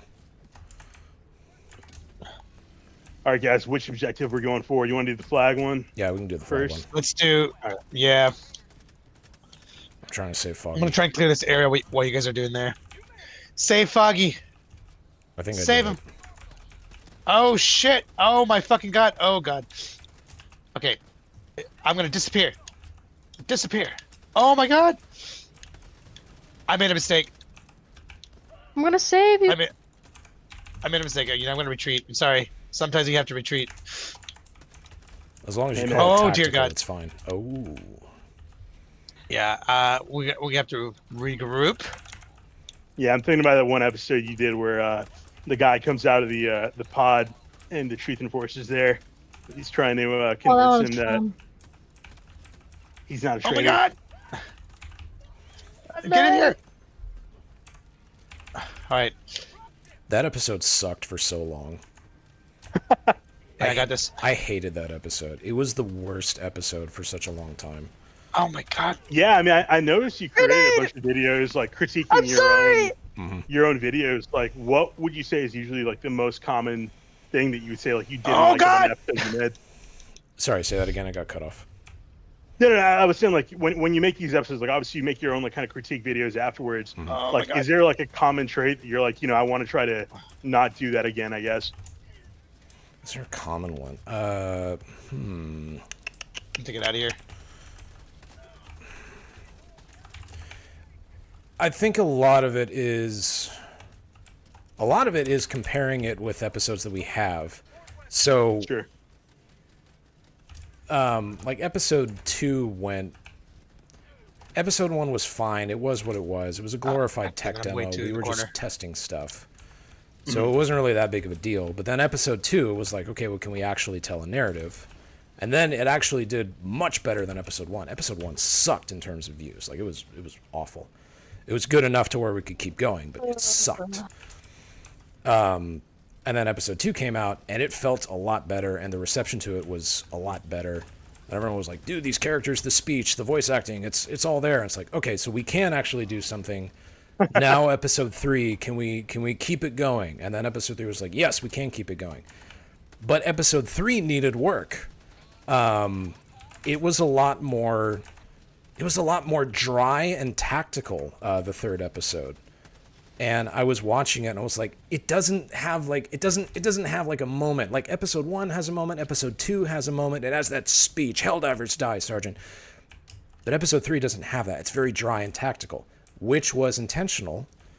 I was like, I don't think this one's going to do as well. And so we rewrote it. I rehired the voice actors to redo lines that cost money, and then it took like another 2 months to animate and then render and do all that stuff. I was like, I don't even know if it's going to be worth it. And then it turned out being worth it. All of that to say, so I finished that. I open up episode 4.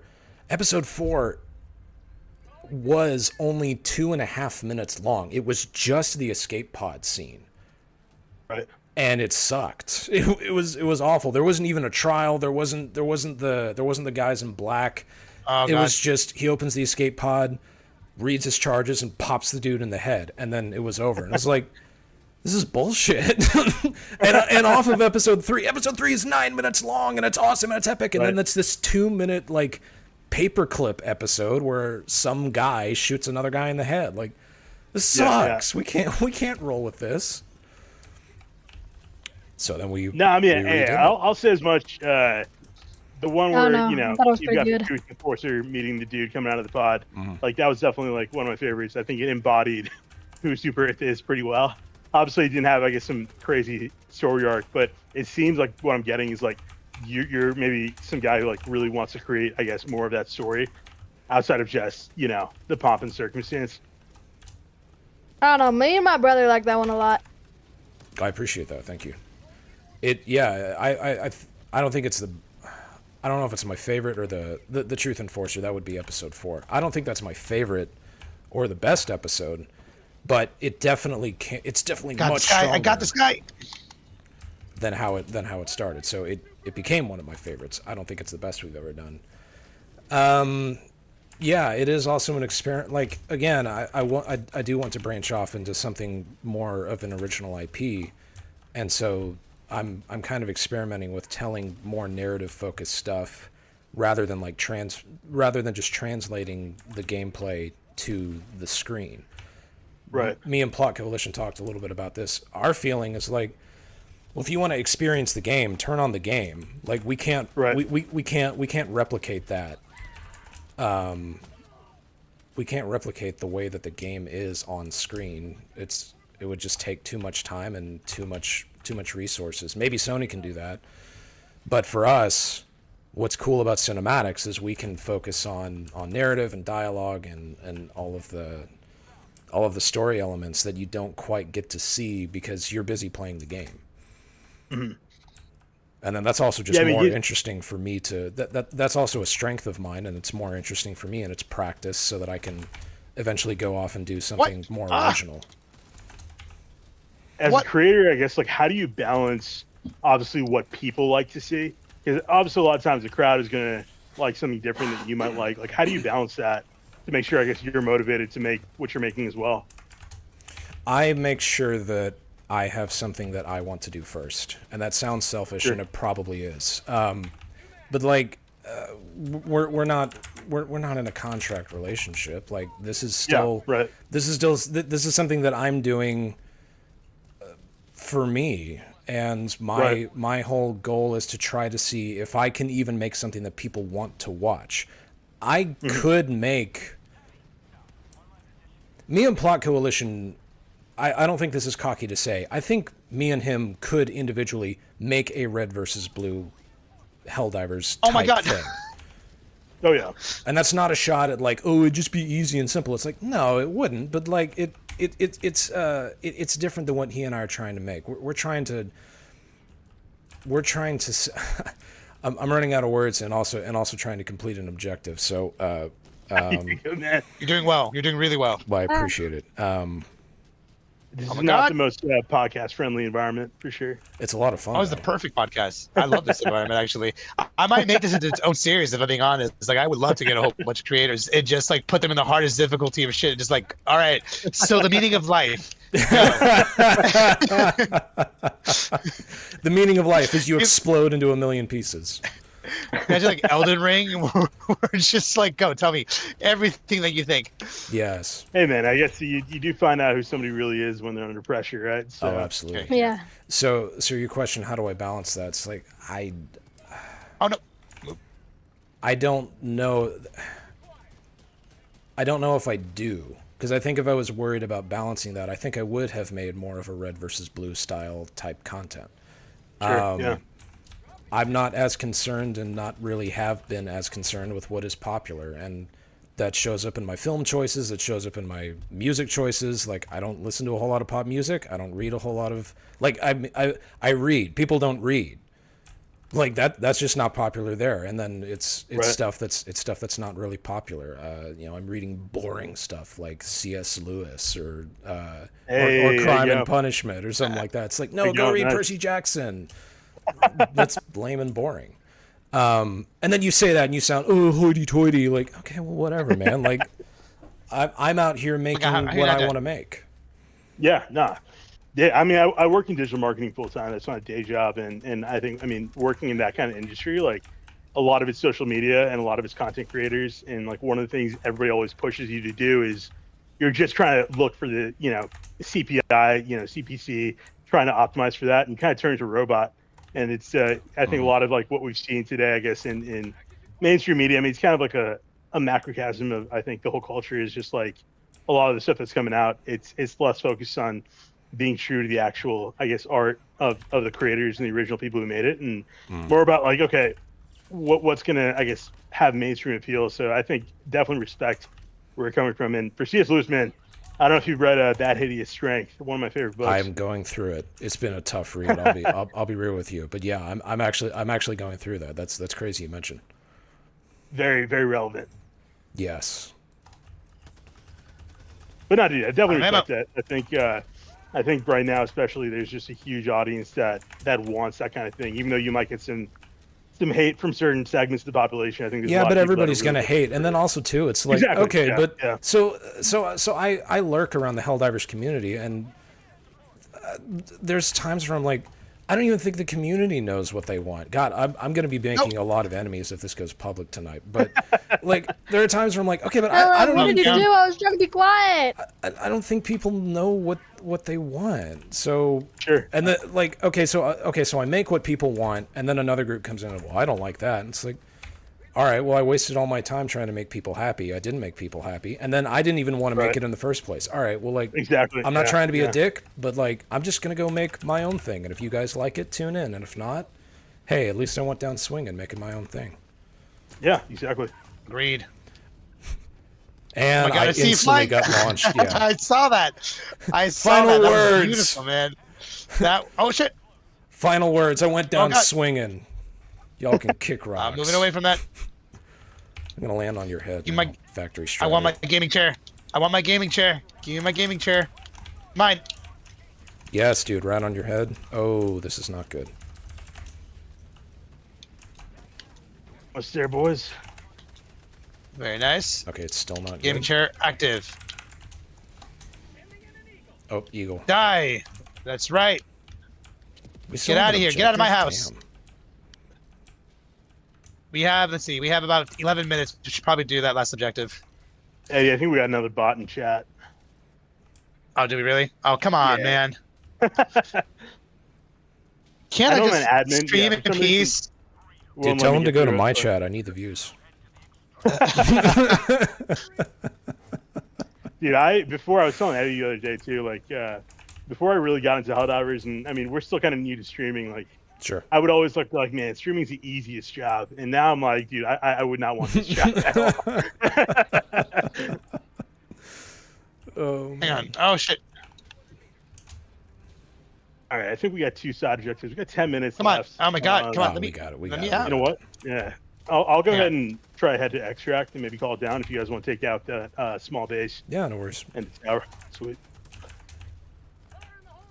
All things considered, I think we're doing pretty well, boys. There we go. All right. Finally. Yeah, it was interesting that you mentioned the IP and all, because I work pretty closely with Eddie, and we've got a lot of other stuff planned coming up outside of just Helldivers. And obviously with Helldivers, you're kind of tied to the hip when it comes to whatever Airhead's doing. And I know they're currently working on another IP that they have like full control over, non-Helldivers related. So we're trying to figure out like how do you, I guess, still kind of engage with the audience that's obviously Helldivers related, and then still open yourself up to other opportunities. I know as far as like when I'm creating memes and stuff, which is like my bread and butter right now, there's a huge crossover between Halo, Warhammer, and Deep Rock Galactic. Those seem to be the 3 And games. Deep Rock Galactic? Yeah, I was with you You'd on be the first surprised, 2, man. but like Halo, Warhammer, and Deep Rock Galactic. Dude, you would be Bro, surprised. Deep Rock has a massive audience, bro. And I Okay, love that game. I'll be okay. honest. I love like that it too. game. I like it too. I'm not hating. I was just Halo, Warhammer, and Dwarves. I wasn't. Yeah, I mean, yeah. I didn't see it coming.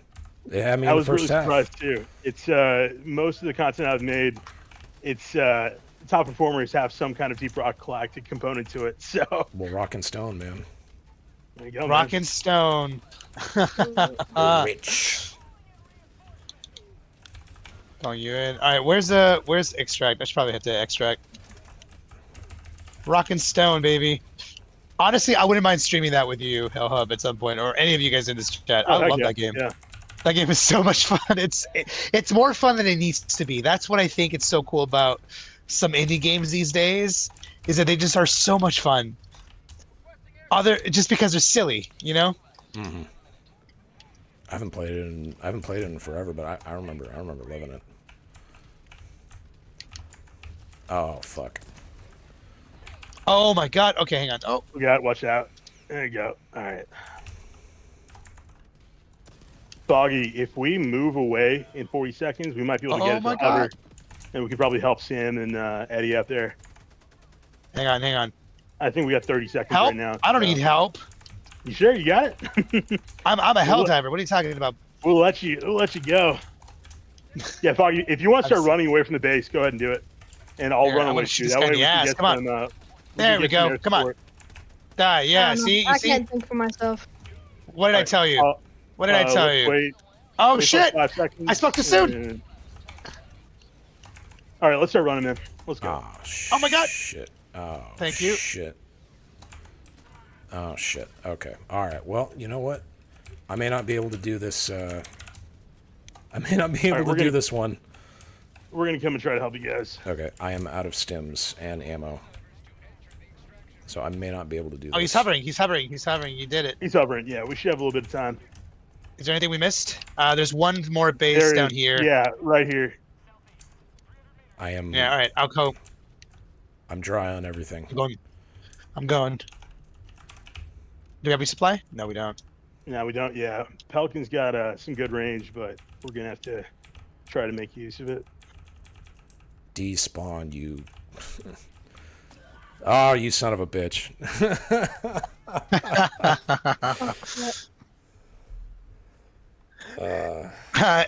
Hayden, I fucking love you, dude. Hayden was like rocking stone in the chat. See, that's what I'm saying, dude. There's some games that just get that reaction out of people that they could be doing something else, and then someone mentions that little tagline, Yep. "Rock and Stone," and it just makes their day. Yep. It's awesome. Here, I'm gonna give him some cover here. Sleeper agents activated. What? All right, we got that, and we got the tower here. So They may have despawned, but there were 2 Hulks on the tower. Oh, here. Take care of these guys. we got a huge grouping coming in. I got him. Got him. Look at that. Nice. There you go. Epoch, baby. You know Tana? She's friends with Commissar. Yeah. She got me into epochs. She's the epoch girl, right? So Fuck. Yeah, keep Epoch. moving. You're gonna have to do a 90-degree turn on that. Okay. epoch. Okay, my cape is covering my screen. I've never seen this before. All right, you're good, man. You're good. There we go. Get ready for this, baby. All right, boys, let's Come take on. out this base and go home. Die. I got this. I got my gaming chair out. Call down some resupplies too if you have it. Got it. Oh, bot drop. Oh, someone help me. Ah! Nope. Oh man, I'm trying to get- of course. I got you covered. All right, let's go, boys. Where's it at? I don't know how much cover I can do. There's 2 war oh fuck. Ah, goddammit. Oh, Jesus. Oh, I gotta get out of here. You guys start Oh, heading no! towards extract. No! I think I can get this. Okay. Fly away, baby. Yeah, just go to extract, boys. I got it. Beautiful. I haven't had my frames dropped. There's in a a while. worst right over there. Yeah, don't even engage with these guys. There's too many.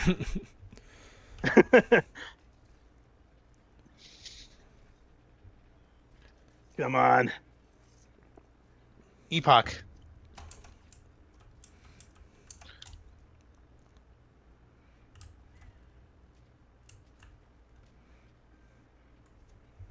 Keep running, keep running.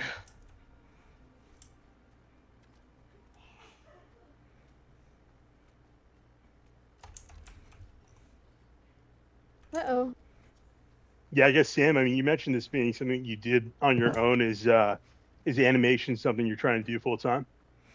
Not anime. I mean, like if you mean like I go by Sam Filmmaker because I like making films. I've done some stuff in real life. I wrote and directed a short that I haven't released. I'm more of concerned about the storytelling stuff.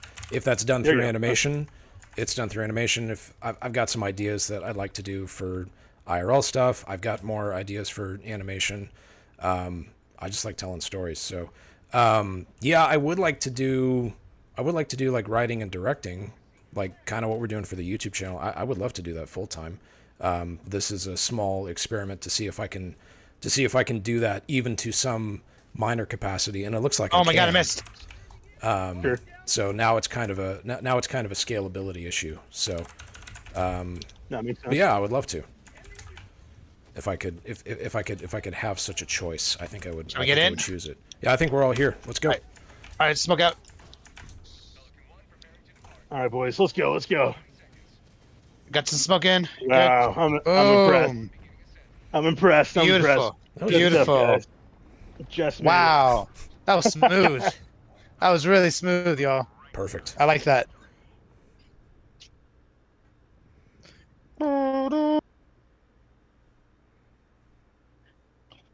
That was a weird That- point of view. Eddie, what's your thoughts on Call of Duty? How's it going in your opinion? I can't remember. I think the last Call of Duty I played was MW19, Modern Warfare 219, whatever, whichever one That's they're a good calling one. it. That was a good one. Yeah, NW19 is the official term now. Okay. So BO7, huge. It was fantastic. What are you talking about? No. Right. I support everything. No. It's okay. Like I think there are better ones, there are worse ones. I personally not a fan of the latest one that we made, but I will say the one that's coming, kind of sick. There's not much I can talk about without keeping it, without not being vague. Sure. But there's some cool stuff that they're doing with the new one. So I think for me, when you get to a point like Call of Duty, I think of like Helldivers 2, right? Like Helldivers 2 has a very devoted community. And at a certain point, if you were to like fast forward 10, 15 years from now, let's say Helldivers 2 is still around, or just Helldivers as a franchise. Oh no. You run into this 11 problem. deaths. I fell 11 off. deaths. I fell hell, off. 452 kills? Dude. I didn't man, look at I stats. really- There's no way I'm looking I at really stats. can't- What happened to me? I really I'm a hate the shell bot. of my former self. Nice. All right. You guys have time for one more? Or you guys good? I got time. I How can about do you one guys? more. I can do one more. No worries. Yeah. Let's do one more. I mean, we completed the mission, but we can just like select when you win. My thoughts are basically this, Sam. I believe that they're like the gunplay in Call of Duty is the best in the franchise, and I'm not like the biggest Call of Duty fanboy. But if you look at any shooter game, every shooter game has its pros and cons, but they all borrow from Call of Duty, right? And I do stand by that. I think their weapons feel the best out of any game. Story hit or miss. But once you get to a point of a game that's as big as Call of Duty, you run into these things where you have these like grandfathered in players, people that have been playing for a very long time, and their fan base is so diverse that you have to find a way to like appease to everybody, right? And I think that that's what they try to do as best as they possibly can, which is not easy to do. It's really not easy. Hang on, before I continue, you guys want to do blitz? You guys want to do like a bunker or eradicate? What do you guys feel like? I'm down to clown. It's up to you. Eradicate. Yeah, I'm down for bunkers if you want. Blitz Bunkers? is pretty quick, right? It's like 50 minutes. Yeah. So bunker? All right, let's do bunker. Yeah. Then. You can go. This will probably be my last one, if I'm being honest. But Yeah, no worries. I think my voice is starting to fade, so we can use this as the as the rounder. Yeah. All right, let's see. Put this here. That is to say, like I think Call of Duty has done a lot of really cool stuff. Like I think, regardless of people's opinions, like it's a game that's been around for like 20 plus years, right? Like it's nuts Sure. for it to be as huge as it is now. And I think that they're always trying to do the best they can with something that big, and that's sort of the key takeaway that I'm always like telling my friends and stuff. It's like when you get something that's massive, at a certain point, you can't really just like throw anything at the wall. You have to kind of be careful with the fans that you have, with the franchise that you've built. And sometimes there's misses, sometimes there's hits. I think there's been a few misses lately, but I also think like BO6, for example, that was a massive hit. So the new one that's coming out this year, I think that one is slated to be more on the good side. I've seen some of the stuff; it's pretty cool what they have coming up. But how it will be received is yet to be decided on. So I don't know, but I'm excited for it. I'm excited for the new one. I think there are certain titles that have come out where I've seen footage and I've seen stuff where I'm like, it's okay. Like I'm not sure if it'll be good, but it is what it is. This one, I looked at it and I'm like, oh, okay, kind of sick. So I have. Hey, what's up, Bubba Fett? Welcome to the chat, man. We're doing good. We're doing good. So for you, Eddie, how do you gauge? Because I'm curious if you have a unique perspective on this, because you're more on the. It sounded like you're more on the stats side of things. So how what? Let me see if I can find words and stuff. What does judging a game's success look like for you? Because you mentioned trying to balance the core gameplay, but also giving players something to have in terms of a narrative. Is there a perspective you have from statistics that helps you gauge? Should we lean more towards narrative? Should we lean more towards gameplay? How do we balance that? Do you have any perspective on how to do that when you contribute to the game specifically? Yes, but I can't talk about it. I can tell you. No, I'm being. It sucks. Sure. This is why whenever I do like streams or ever I do interviews and stuff, I tell people beforehand, like I'm happy to talk about gaming in general. There are just certain things that I can't not that I'm not allowed to say. It's just out of respect Of for like course. what I do and some of my like colleagues. I try to keep it vague. So Of course. yes, I have an answer for you, and I'll tell you once we get off from here. But I will also say that like I don't know. I feel like the narrative team, because there's a whole team that like writes the story and stuff. Mhm. God damn it, I'm trying to find How would feedback like that go? Like you go to the story team and you're like, hey, can we dial this aspect up like 15%? Like the stats are down on like the related, like how does something like that go? Because I'm thinking of it for myself. I'm like, I wouldn't be able to quantify narrative feedback. I would have to go to like gut reaction of like, I just think this sucks. I think it needs to be better. It doesn't hit a visceral reaction. Ooh. Well, Or are okay, you let even me, in charge of that? I'm not in charge of that specifically because narrative is more of like a writer's perspective. And I'll say this, it's like this is actually kind of like a lesson when it comes to game design. Stories happen usually before development. So like what's going to happen in a game is like the first step. And then when it comes to the mechanics of designing a video game, usually comes second. So anything to do with how a game operates, where the player goes, where they land, why they're there, all that's decided months in advance before you even make it. Right. So by the time that you're designing stuff, it's already been decided. And I'm not on the narrative side, so I don't come up with the stories. Sure. So by that point, like our job is like, hey, they're gonna be here doing this. Make it work. That's more or less where we come in, right? Okay, gotcha. But when it comes to that, I would say that fuck. 1 second, let me gather my thoughts here. Yep. Let me hide behind this wall here. The narrative side of stuff for Call of Duty, I think they have it pretty dialed in on what they want to do. So I'm not gonna say that player feedback doesn't matter. It definitely does matter, but I think that they already have a plan on like where the characters and stuff are going, even like years from now. Like they already sort of know. I'm not sure that answers your question. So they plan this shit out like way in advance, man. I think a game like Helldivers 2, and another thing, I guess it makes sense now that I think about it, but I guess it just took me off guard initially. Because actually, like our episodes are a year and a half behind everything that's happened in the game. Like people are like, hey, when are you going to do this event? I'm like, are you kidding me? Like I'm 2 years behind everything that happened. There's no way I can keep up. Oh yeah, I mean, I would say a good example is think about movies, right? As we were talking about think about Marvel, right? Marvel and even Star Wars, now that it's owned by Disney, they come up with their timeline, they present it to the public. They're like, hey, we're gonna do Doom, and we're gonna do Iron Man, and we're gonna do this, right? Well, they have a team of writers already figuring that out, and then they decide what Iron Man's gonna do, what Doctor Doom is gonna do, and then they cast the actors. Then they cast the production team, and then it's their job to bring that vision to life. God damn it! I'm not a oh fuck. Okay. And so, but now put that into perspective, right? Let's say people catch wind on what Iron Man is going to be wearing or doing, right? And they're already filming it, and then Reddit gets a hold of it, and then people are just not happy. What do?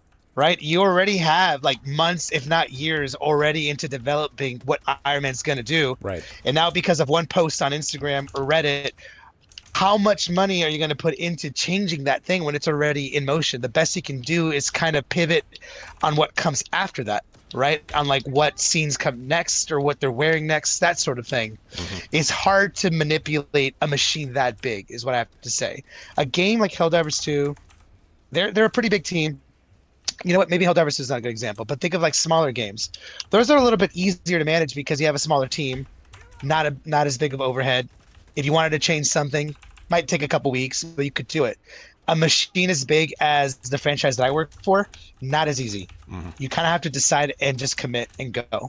And it's kind of like a catch-22, right? Once you hit a big level of success and you have a big machine like the franchise that I work for, you choose and you hope for the best. That's honestly the best thing you can do.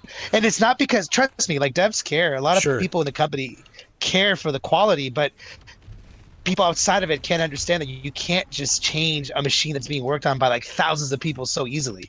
You can't just be like, oh, people don't like that weapon. change the game. Like it's no, dude. They already made it. They made it months Exactly. ago. They put in the game months ago. Like it kind of is what it is now, and the best we can do is change it in the future, right? Yeah. That's sort of more or less when you work in AAA. That's how it works. It's a little bit slower, but more bigger. I'm not sure that answers your question, but yeah. No, I laugh because that just sounds familiar, and it's like, oh, okay, I guess these problems just never go away. It's a catch-22, honestly. Like you want your game to be successful, you want it to grow to a point where you can be like a big ass game, but then that opens up new problems. You get big and successful, but now you can't maneuver as easily because it's just impossible. It's you can't. Yeah. And I wish you could, but you just can't, unfortunately. But Yeah, that's a problem that I'm trying to figure out, because it's great to make something and have it be successful, and I would say that, not to toot my own horn, but I would say that the episodes that we've made are successful. That being said, this is not something I view what we're doing as a step along the way to hopefully bigger and better things. But the problem with that is well, we're gonna hit 100,000 subscribers without even trying. At this point, obviously we had to try, but and that's super cool, and the team's excited and I'm excited, but it's also like, but what happens if we what happens when we switch over to something else? Is the fan base going to be there? And honestly, I think the answer is going to be not entirely. And that's nerve-wracking, because now it's like, okay, well, we're kind of going to be starting over again when we decide to move on. And I mean, like, that's just life. There were people that I grew up watching that when they moved over to Twitch and started doing other stuff, it's like, okay, well, that's not quite my wheelhouse, so I'll pop in now and again, but I was more here for one thing and y'all started doing another thing, and I guess that's where we part ways. So it may just be an inevitability, but it's a really nerve-wracking inevitability. it is an inevitability. I will say this though, like on the topic of like what you do and what we're playing, games like Helldivers 2 are making the industry pay attention. Like one thing I will say is, adding to the story that I told you, people are taking notice. Like there is like a shift happening in the video game industry where it's operated pretty much like it's always has been since like the 80s and 90s, with just more advanced technology. And now people are seeing the possibility of what you can do with games like Helldivers 2 and Expedition 33 and like just more fun games. I hate right? to cut More you off, things. but we need to do a Hell Bomb race, okay? Hell Bomb race in 3. 1, 2, 3, go. Yeah. Go. Done. All right, done. Let's go, boys. I'm gonna Let's cheat. go. Ah! Oh, shoot. Yes, mine went off first. I win. I totally didn't shoot it to cheat. Oh no! It totally went off first. Damn it! They called in. Give me my It's epoch. all right. Epoch. We can keep moving. Eddie, you were saying Bubba the games said, "How are industry you is guys?" paying attention to Helldivers. Oh yeah, they're definitely paying attention to Helldivers, and they're paying attention to a lot of other smaller games, seeing what they do right. Like, on like the story that I told you, right? Like everyone's always paying attention. Like, anytime something happens with a game, you can bet your ass that like developers and stuff know about it. Everybody knows about it. Everybody is understanding what's happening. It just depends on what you can do. It depends if you are allowed to. It depends if there's enough budget. It depends on so many different factors, right? But I think the shift that I see happening is people are starting to get more comfortable. I wouldn't call it being loosey goosey, but I think they are more comfortable listening to what fans want. Because another question there too, when it comes to like listening to fans or listening to the community, one big question that people don't never ask themselves is, what part of the community do you listen to? Because Yes. for every single comment you get, there's always a counter comment. There's many people who probably hated fire in Helldivers 2. even if you don't believe it, I'm sure there was a group out there that didn't like the way fire operated before, right? Right. Maybe there's somebody out there that hopped into a lot of random matches and kept telling themselves, man, every time someone brings a flamethrower, they kill me. I hate it. I wish that the fire didn't burn as much as they did. Right. So you have to kind of pull back and ask yourself, who do the developers listen to? Because there's one thing to say community, right? But who? Who from the community? Because there's always going to be a push and pull. Right. And that's where what Arrowhead does really well, which I do give them kudos to, is they strike a good balance of listening to community and gut feeling. Like with all the conversations I've had with them, they're very comfortable about being like, you know what, I just wanted to do it this way, and it just felt right to me. And then I heard about it from the community. I was about to ask Go ahead. because one of the things that they did when the game released, everybody remembers this. A game for everyone is a game for no one, and everyone was like, yes, finally we have a game company that's about making games. But then it turned out that they actually meant it, and then a lot of community went, no, we want you to make the game. So, question, do you think Arrowhead is standing by that statement? Oh yeah, 100%. Do you think so? Oh, my bad, Foggy. 100%. Yeah. I think so too, but I haven't been in comms with them, so I wanted to take advantage of the opportunity. Oh yeah, no, dude. I can only speak for myself in the conversations that I've had, so take it with a grain of salt. Sure. But in my experience talking to them and getting a chance to meet some of the cool people there, the one sentiment that I get from everybody is they want the game to feel fun always, and they stick to their mission, and their mission has always been you are just a random soldier, right? Like that's their truth. Mm-hmm. They wrote that mission statement from day one when they made this game. Right. And the one thing that they never want it to become is something where it becomes boring, where you get too much power. So to them, it's like, yes, I get it that sometimes maybe you want the tank or the mechs to feel like they have more health or whatever.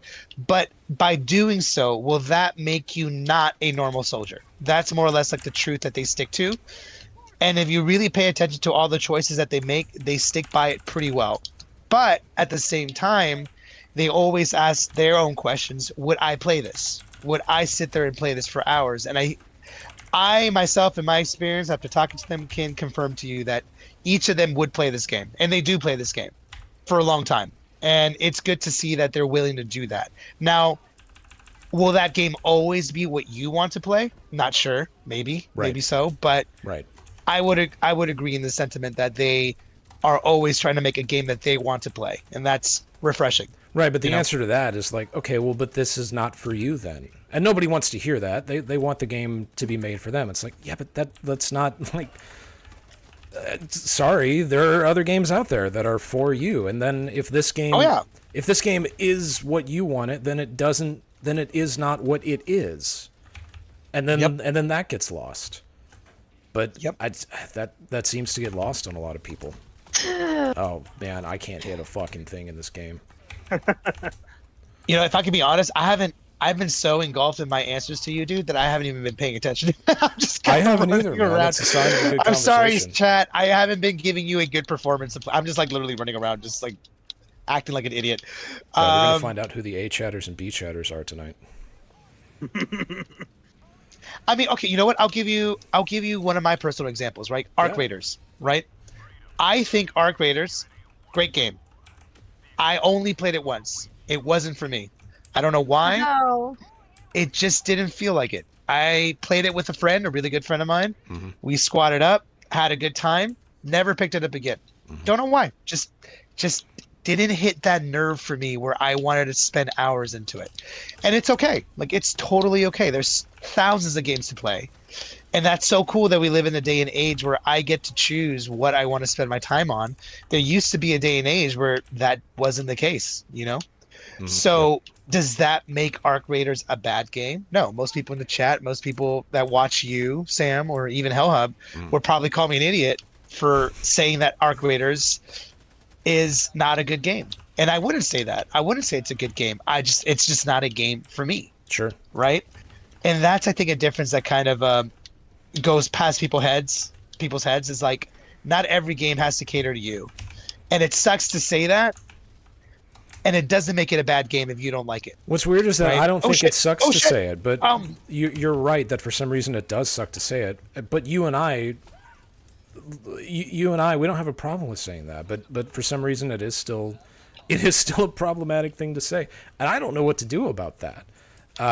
That's the point where I just have to say I'm gonna have to stop reading the comments section. I'm gonna have to put my head down and just keep making the episodes, and I'm gonna have to stick to the mission that I gave myself. Hello. On this series. Hello. Oh my god. Oh my god.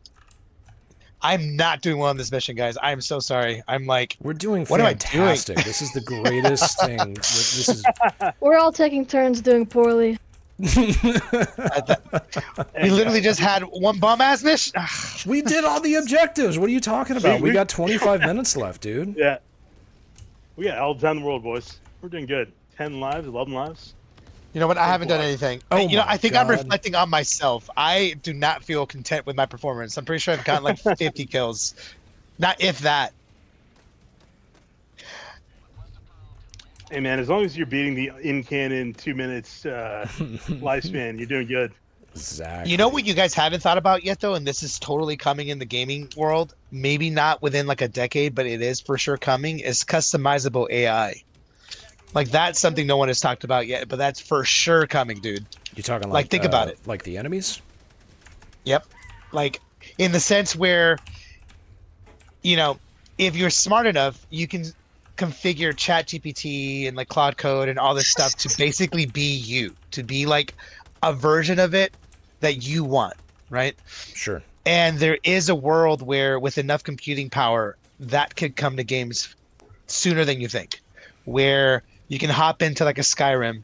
And right now, the closest thing to think about is modding, right? You can mod things, you can import files and set up things to be a certain way. That's in a way similar, where you're customizing your experience, right? But there is a world where that becomes default, where games will come with like, I guess the best way to call it's like an AI agent with it.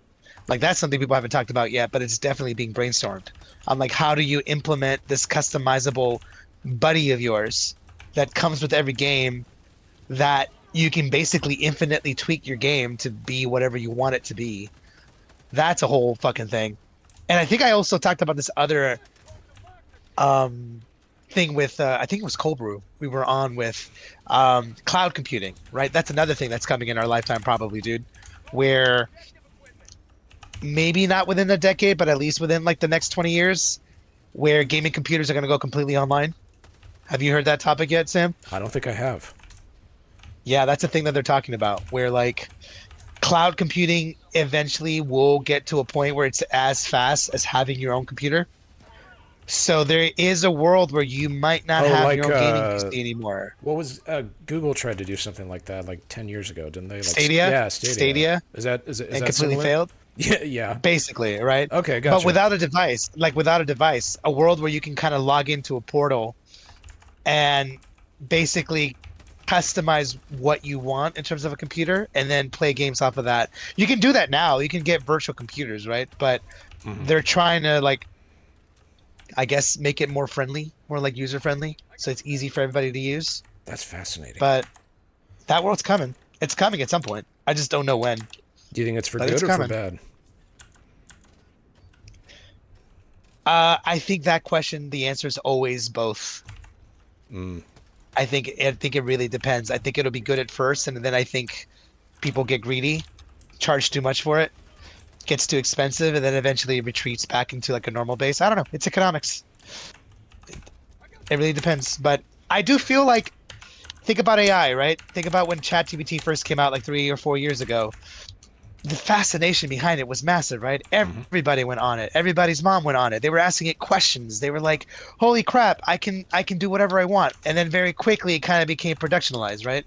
Then you started getting charged more for tokens and whatnot, and it became more spammy. And now we're kind of in the zone where like we're questioning the ethics of it. Is it okay to have AI? Blah blah blah. It's all good. That world is coming where like imagine a world where all these kids who can't have really good gaming PCs, out of nowhere someone's going to be like, hey, you can have a gaming PC virtually. Here you go. and it's gonna be like, holy crap, I can do whatever I want. And then little by little, they're gonna introduce, tiers and blah blah blah. And it's capitalism, man. Inevitable. We're here for it.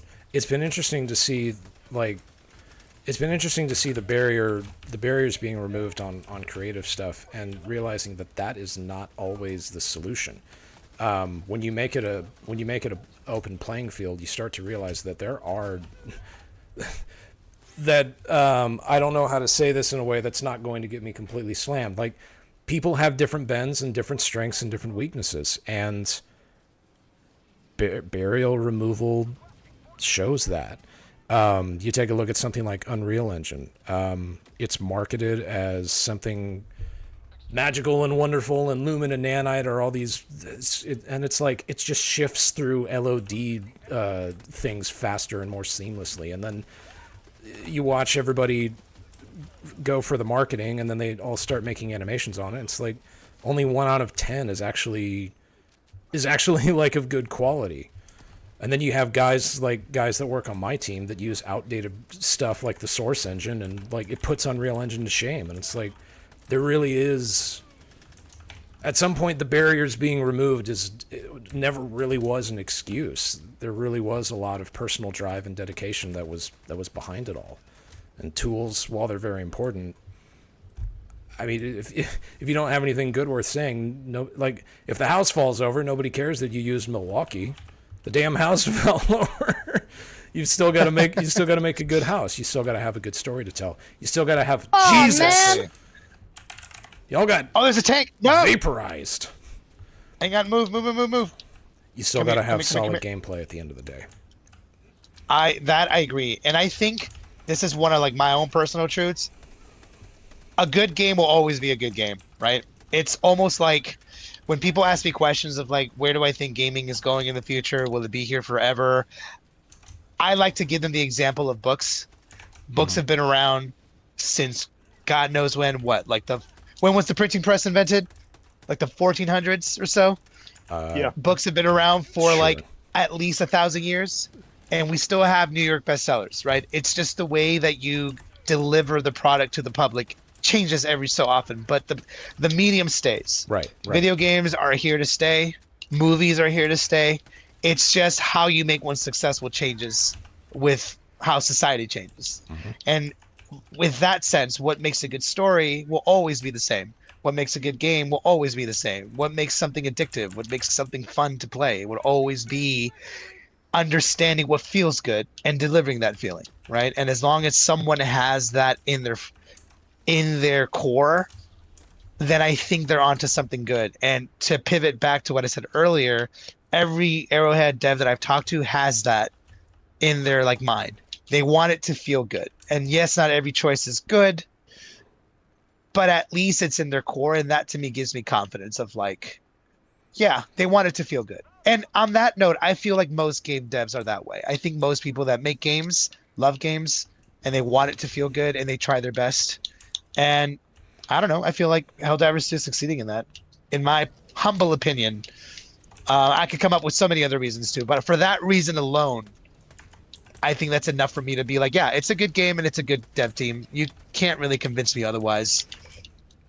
Yeah, I would agree. I've in what little experience I have, I was encouraged when they wrote that statement, because those have always been the guys that inspired me creatively. My favorite band of all time is Rush, and oh hell yeah, they were never popular. No one liked them, and they didn't care. They were musicians first. They would have rather have worked lame day jobs and performed on the weekends if it meant that they got to do the music that they wanted. And as the universe would have it, they ended up becoming as popular as they did. I mean, they're not Lady Gaga or anything, but they didn't need to be. They spoke to who they spoke to. Tarantino, same thing. My favorite line of his is, "Who the fuck are they? Like, they won't let you do this scene." It's like, what do you who the fuck is they? What do you mean they won't let me do it? I'm gonna do it, or it's not gonna happen. Like, so those were always the guys that inspired me. That were like, no, we have something to say, and that matters more. And if people don't like it, people don't like it. Then who cares? We said what we said, and that's all right. We went down swinging. Oh no! Oh my fucking god! Every time I say that, somebody explodes. I gotta cool it. See, this makes for a good podcast, man. Every 5 minutes, somebody's yelling. The Let's Joe do this, Rogan man. experience, but somebody explodes every 3.5 minutes. Oh my god, dude. Rock and stone. That's all I have to say. Rock and stone. For liberty. Foggy, Oh. have you learned something new today about politics? I wasn't paying attention. Good. Good Oh, you keep answer. busy. Good Trying answer. to save our butts, man. He's trying to perform. I'm just a Yeah, sweet he's- summer child. He's focusing on what's important. He's probably the reason the mission is a success. I'll give it to him. 100%, man. He's our ace of spades, dude. He's our wild card. He's our ace in the hole, man. Every time we're I like, mean- man, we're not All gonna I'm perform saying well. is all my deaths were team kills, so. Not a bad hill to die on, I'm man. gonna log off after that. It's a good way to leave it. Oh no. Yeah, boys, good stuff. Good Get some stuff. smoke in there. Look at that. Can't see it. Can't see it. Absolute cinema. I'm not the only one getting these weird point of views from the Pelican, right? You are not. The No. last one was right through the ground. Yeah, I saw rocks. Yeah, talk about rock and stone. It's right through it, man. Rock and Nice. Complete all the objectives. Good stuff, boys. Yeah, Sam. Next Yeah, time, man. we'll try to get you on with plot 2. It would be cool to bounce ideas off you guys. Dude, that would be excellent. It would be the whatever this is of the century, if this is a podcast or whatever it is. It would be Yeah, this awesome. one was Sweet fun. boys, Look at well, that. Hey, man, it was a good time.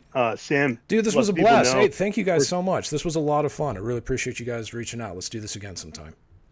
I would Again, love that, man. Where Yeah, can this is where cool. can people find you? I know YouTube's a big one. You obviously got Instagram as well. Do you have any other channels? Not at the moment. The big place that y'all can find us and where you can find our series, which is called Helldivers Forever War. We have 4 episodes out. We just came out with our 4th episode. We have 3 more after that, 2 more in production. You can find me on YouTube, Sam Filmmaker, all one word, Sam Filmmaker on YouTube. You can find us on Instagram, where we love collaborating with HELLHUB all the time. You can find us on Instagram at Helldivers Forever War. You can also find us on TikTok, but I mean, who cares? And yeah, episode 5 is in the works. I have no idea when it's coming out, but it'll come out soon. You can subscribe to the channel for updates. We have a Discord. You can follow us on Instagram for all sorts of updates. That's where you can find me. Guys, thanks again. This was a hell of a lot of fun. Thank you, man. Dude, Appreciate you joining. Thank It was you. a good, Thank you for being in the hot couple seat, hours. too. Thank you for being willing to be in the hot seat. Oh, dude, it was excellent. Hopefully, this will make any other future interviews like a walk in the park. I'll just be able to sit. I done interviews on level 10, man. You don't know, man. You don't know. Yeah. All right, everybody. Well, have a good. This has been a good Saturday. You already made my day, so thank you all so much, dude. And Sam, great to meet you. Now you know our ace in the hole, Foggy, too. Foggy's gonna save the day every single time. Absolutely. I'm Wait, looking am I forward out to of the next hot time. seat? Yeah, you're out of the hot seat. Yeah, I'm with the big man. All right, All right, boys. man. Have a good All right, weekend, y'all. man. We'll see you guys later. Have a good weekend, everybody. All right, Peace. bye. Have a good night. Take care, y'all. Good night. Don't forget the Take tier care. list. Tier list. Allied destroyer has left squadron.